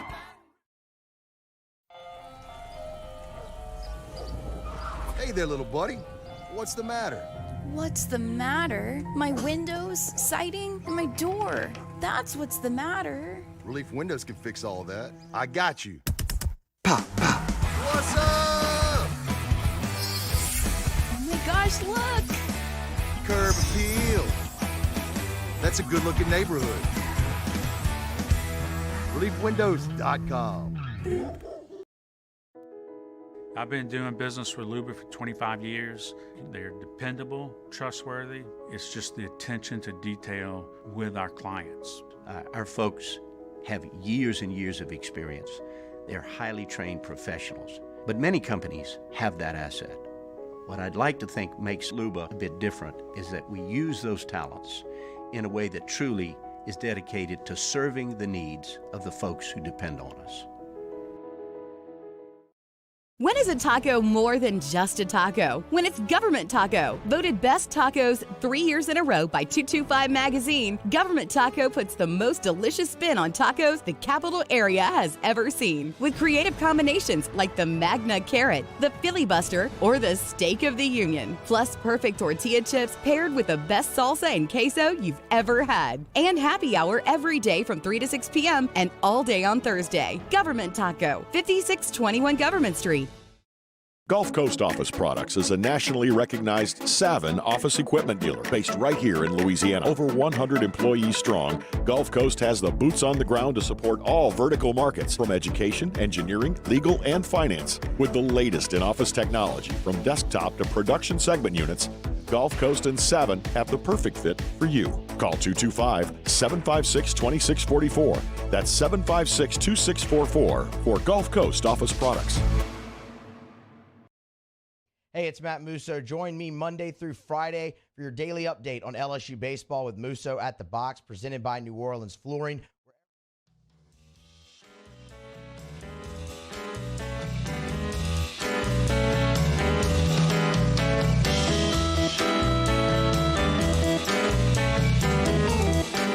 After further review with Matt Moscona, presented by Relief Windows. Windows, doors, siding. Call 288-8138 or visit reliefwindows.com. ESPN Baton Rouge, New Orleans, Alexandria. Oh, we get the Otter Locks here in less than 10 minutes from right now. Talked a ton of college baseball today, as you imagine. LSU punches its ticket to Omaha for the 19th time. And we'll get some thoughts from Jimmy, I'm certain, in Otter Locks coming up here. I want to keep an eye on this story in the coming days. Over at NFL.com, there's a piece from Eric Edholm who lists possible destinations, free agent destinations for running back Dalvin Cook. And the Saints are on the list, along with the Broncos, Dolphins, Cowboys, Bills, Jets, and Cardinals. And part of what Edholm says about the possibility of Dalvin Cook being a target for the New Orleans Saints is the fact that Alvin Kamara is facing a 6-game suspension. And yes, while you have Jamal Williams and Kendre Miller, you're seeing Kamara's productivity decrease the past 2 seasons. And the fact that the Saints have spent what they've spent this offseason bringing in Derek Carr, they're clearly trying to win now. And so adding a piece like Dalvin Cook would make sense. That's I'm giving you the rough sort of synopsis there. But there's a couple of things here. Yes, Alvin Kamara is facing a potential 6-game suspension. And yes, Alvin Kamara's productivity has plummeted the last 2 years, both as a runner and as a receiver, relative to what he was early in his career. And injuries have mounted. But, and real quick, I always say, for every player in the NFL that becomes a free agent or is a potential trade target, if you are in an NFL front office, any team, Saints or anybody, you are negligent if you're not at least exploring any possibility that could make your team better. And Dalvin Cook, who has 4 straight 1,000-yard seasons, could make the Saints or really any team better. He had 1,100 rushing yards last year. And yes, Dalvin Cook would make you better in 2023. And if Dalvin Cook were looking to sign a 1-year sort of prove-it deal, okay. But there's no sense in making any type of long-term commitment to Dalvin Cook, who's 28 years old. The Saints drafted Kendre Miller to replace Alvin Kamara's declining production and with the possibility of his 6-game suspension this year. The Saints knew that was imminent, and so they drafted the guy to replace him. That's Kendre Miller. The Saints also knew Mark Ingram's not coming back. They need a veteran running back presence, where we saw a guy like Latavius Murray early a year ago, and they've gone round and round several times there. Murray, present. And, Eno Benjamin and some of the other guys, you had David Johnson late in the season, weren't going to be realistic options. So the Saints went and invested in Jamal Williams, who's 28 years old. And remember, Williams, Kamara, and Cook all came into the league the same year, 2017. Here's the number of games played for each. Williams, 90. Kamara, 88. Cook, 73. They all came into the league the same year. Here's the rushing attempts. So Williams has played the most games. Rushing attempts. Williams, 915. Kamara, 1135. Cook, 1282. So Williams has played in the most games with the fewest attempts. Cook has played in the fewest games with the most attempts. You can see it. You can see the writing on the wall. You got a 28-year-old running back who's had some really productive seasons. And is still, by all accounts, a very good running back. But Minnesota is looking and saying, when do we think for a 28-year-old running back who's had nearly 1,300 attempts in his career in 73 games, is that productivity going to start to decline? And they're trying to say farewell, potentially a year too soon instead of a year too late. So they're trying to time their jump. And I get it. And if you're the Saints, you don't want to pick up a big contract potentially on a player that could be about to decline, like you're seeing right now, unfortunately, with Alvin Kamara. It's why the Saints did what they did. They addressed it. They got a veteran guy in Jamal Williams who's got plenty of tread left on the tire. And they went and drafted Kendre Miller, who we detailed in his 3 years at TCU, had a total number of rushing attempts in 3 years at TCU as Leonard Fournette did in 2015. One season at LSU. So you got two guys, plenty of tread still on the tire. A veteran, a rookie, versatile backs. The Saints are good there. And you've still got Kamara in whatever role he may face this year. So, yeah, I mean, you got me a guy who has the most tread on the tires, who led the NFL in rushing touchdowns a year ago in Jamal Williams, and you drafted what you hope is your next Kamara in Kendre Miller. So, look, had the Saints not signed Jamal Williams, and they were going into 2023 with Kamara and Kendre Miller, and you're thinking, man, you're going to have a 6-game suspension. The same situation you were in a year ago, effectively, where you're fearful of a 6-game suspension for Kamara, you're not sure what you're going to do at running back, then absolutely you make a hard push for Dalvin Cook. But Dalvin Cook is going to have more desirable suitors than New Orleans, where you've got Kamara, you signed Jamal Williams, and you drafted Kendre Miller. I don't know why Dalvin Cook would be interested in New Orleans. I could understand the Saints being interested in maybe a 1-year incentive-laden type deal, but Dalvin Cook's going to have better options than New Orleans. So every front office, you always pick up the phone. You make the call if you have an opportunity to make your team better, and Dalvin Cook would make you better in 2023. I don't think it makes sense, though, for him or for New Orleans, so I can't see that happening. Okay, it's After Further Review, brought to you by the Aesthetic Medicine and Anti-Aging Clinics of Louisiana. Bluebonnet in Baton Rouge, Ambassador Caffrey in Lafayette, and online at theantiagingclinics.com. Remember, y'all, all this month, all throughout the month of June, buy 4 laser hair removal treatments, get 2 free. All this month. You want to be done with back hair, arm hair, shoulder hair. A lot of guys who work at plants go and do this so they don't have to shave their beard every single day. It's at the Aesthetic Medicine and Anti-Aging Clinics of Louisiana. All this month, buy 4 laser hair removal treatments, get 2 free. Learn more online at theantiagingclinics.com. That's theantiagingclinics.com. Okay, we're going to move quickly. Let me get out of here. We'll grab a break, come back, Otter Locks, and we'll call it a day here on this Monday. Thanks for being here on AFR. AFR. Brought to you by Rouse's, the official supermarket of the New Orleans Saints. Rouse's.com, Rouse's.com. We had a great time at Rouse's this past Friday for AFR. Hey, Father's Day is coming up, and I'd like to remind you, if you're going to be hosting Father's Day, let Rouse's take care of cooking. We did this last year. We're going to do it again this year. So we host Father's Day at our house for like our whole extended family.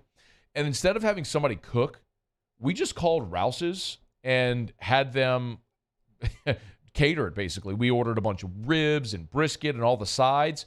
Went on Father's Day morning to pick it up at the Rouse's right there, Long Farm, Airline in Antioch, and brought it home heated and served. I mean, it's so easy. They've got those great options. Look, if you need your beer or your cold drinks or your bottled water, any of the grocery shopping that you might have to do, They got a florist. They got the bakery. They've got great grab-and-go meals, seafood and otherwise. It's at Rouse's, the official supermarket of the New Orleans Saints. Rouse's.com. Rouse's, this feels like home. This summer, retirement is a state of mind. Whether it's a mid-morning activity or an early bird special, grab a Coors Light and chill like you're retired. At Corvell Toyota in Opelousas, I'm happy to say we have vehicles in stock and more coming in at no markup. Don't pay over MSRP. Come on down to Corvell Toyota and choose your new Toyota today. That's Corvell Toyota in Opelousas, Happy Town, USA. Turn my music high, high, high, high, yeah.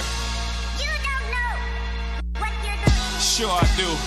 I'm from the streets with a hood to swallow on me. Bullets will follow on me. There's so much that you could run the slalom. And cops comb this top to bottom. They say that we are prone to violence, but it's home sweet home. With personalities clashing, chrome meets chrome. Prices up and down like this Wall Street. I've been doing business with Luba for 25 years. They're dependable, trustworthy. It's just the attention to detail with our clients. Our folks have years and years of experience. They're highly trained professionals, but many companies have that asset. What I'd like to think makes Luba a bit different is that we use those talents in a way that truly is dedicated to serving the needs of the folks who depend on us.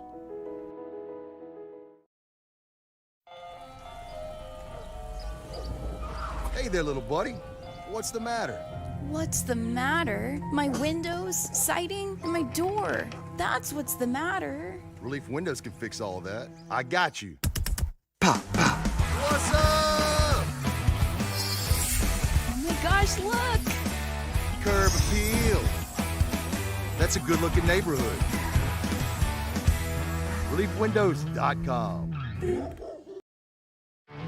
There it is, the extra mile. On the border of expected and extraordinary for those willing to go further. Like vans customized for work or play. With safety and tech to keep you connected. Supported by a 5-star sales, service, and finance team. And backed by the 1-star you know. So go the extra mile. It's never crowded because so few have what it takes to go there.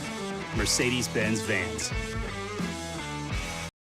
When is a taco more than just a taco? When it's Government Taco. Voted best tacos 3 years in a row by 225 Magazine, Government Taco puts the most delicious spin on tacos the capital area has ever seen. With creative combinations like the Magna Carrot, the Filibuster, or the Steak of the Union. Plus perfect tortilla chips paired with the best salsa and queso you've ever had. And happy hour every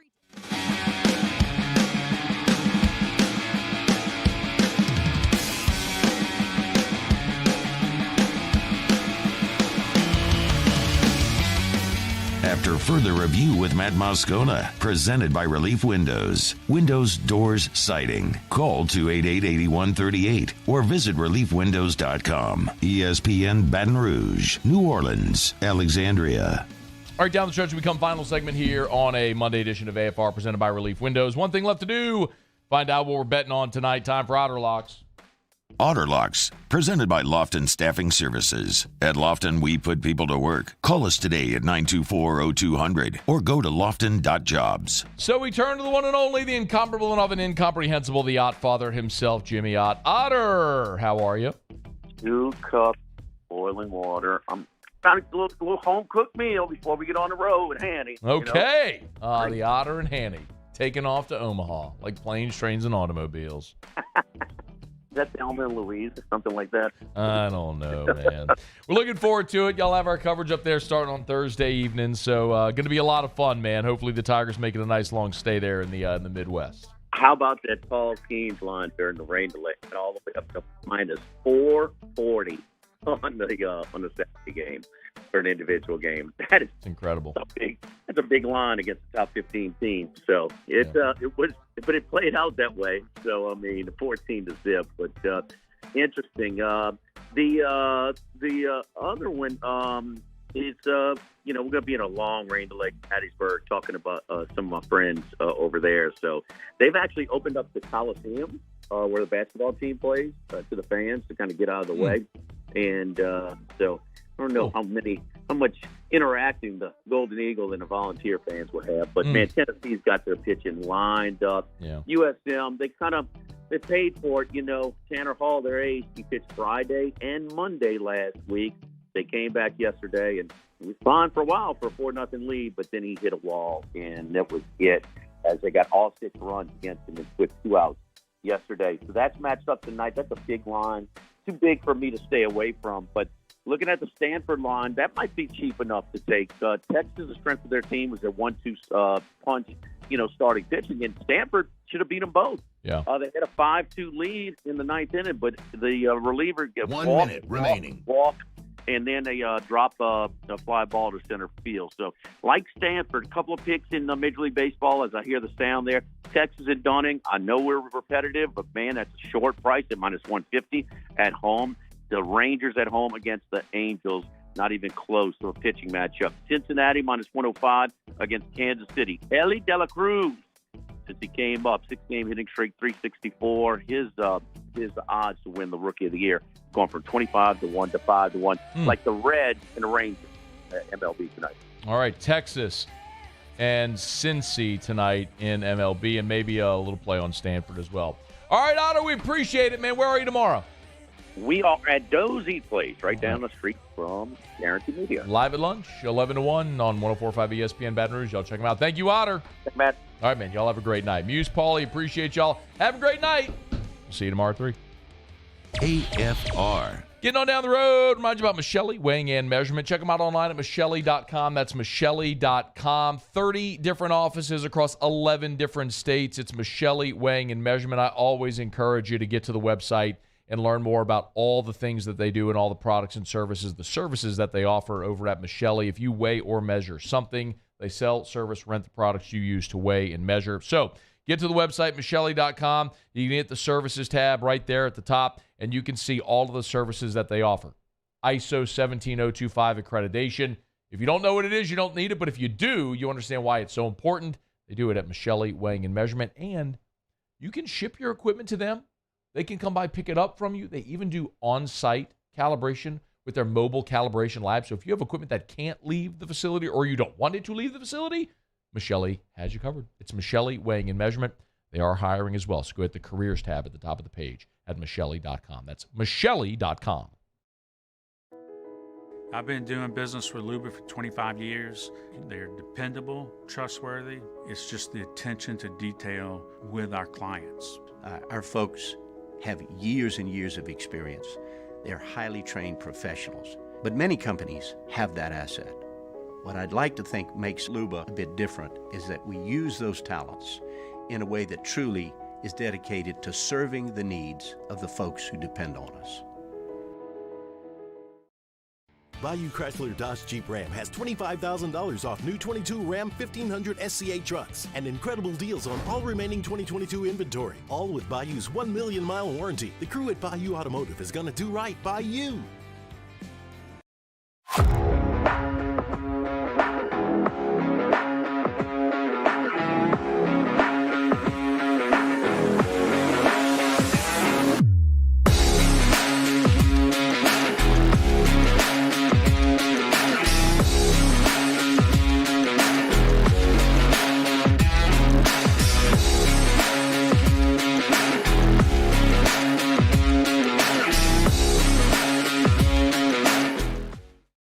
Gulf Coast Office Products is a nationally recognized Savin office equipment dealer based right here in Louisiana. Over 100 employees strong, Gulf Coast has the boots on the ground to support all vertical markets, from education, engineering, legal, and finance. With the latest in office technology, from desktop to production segment units, Gulf Coast and Savin have the perfect fit for you. Call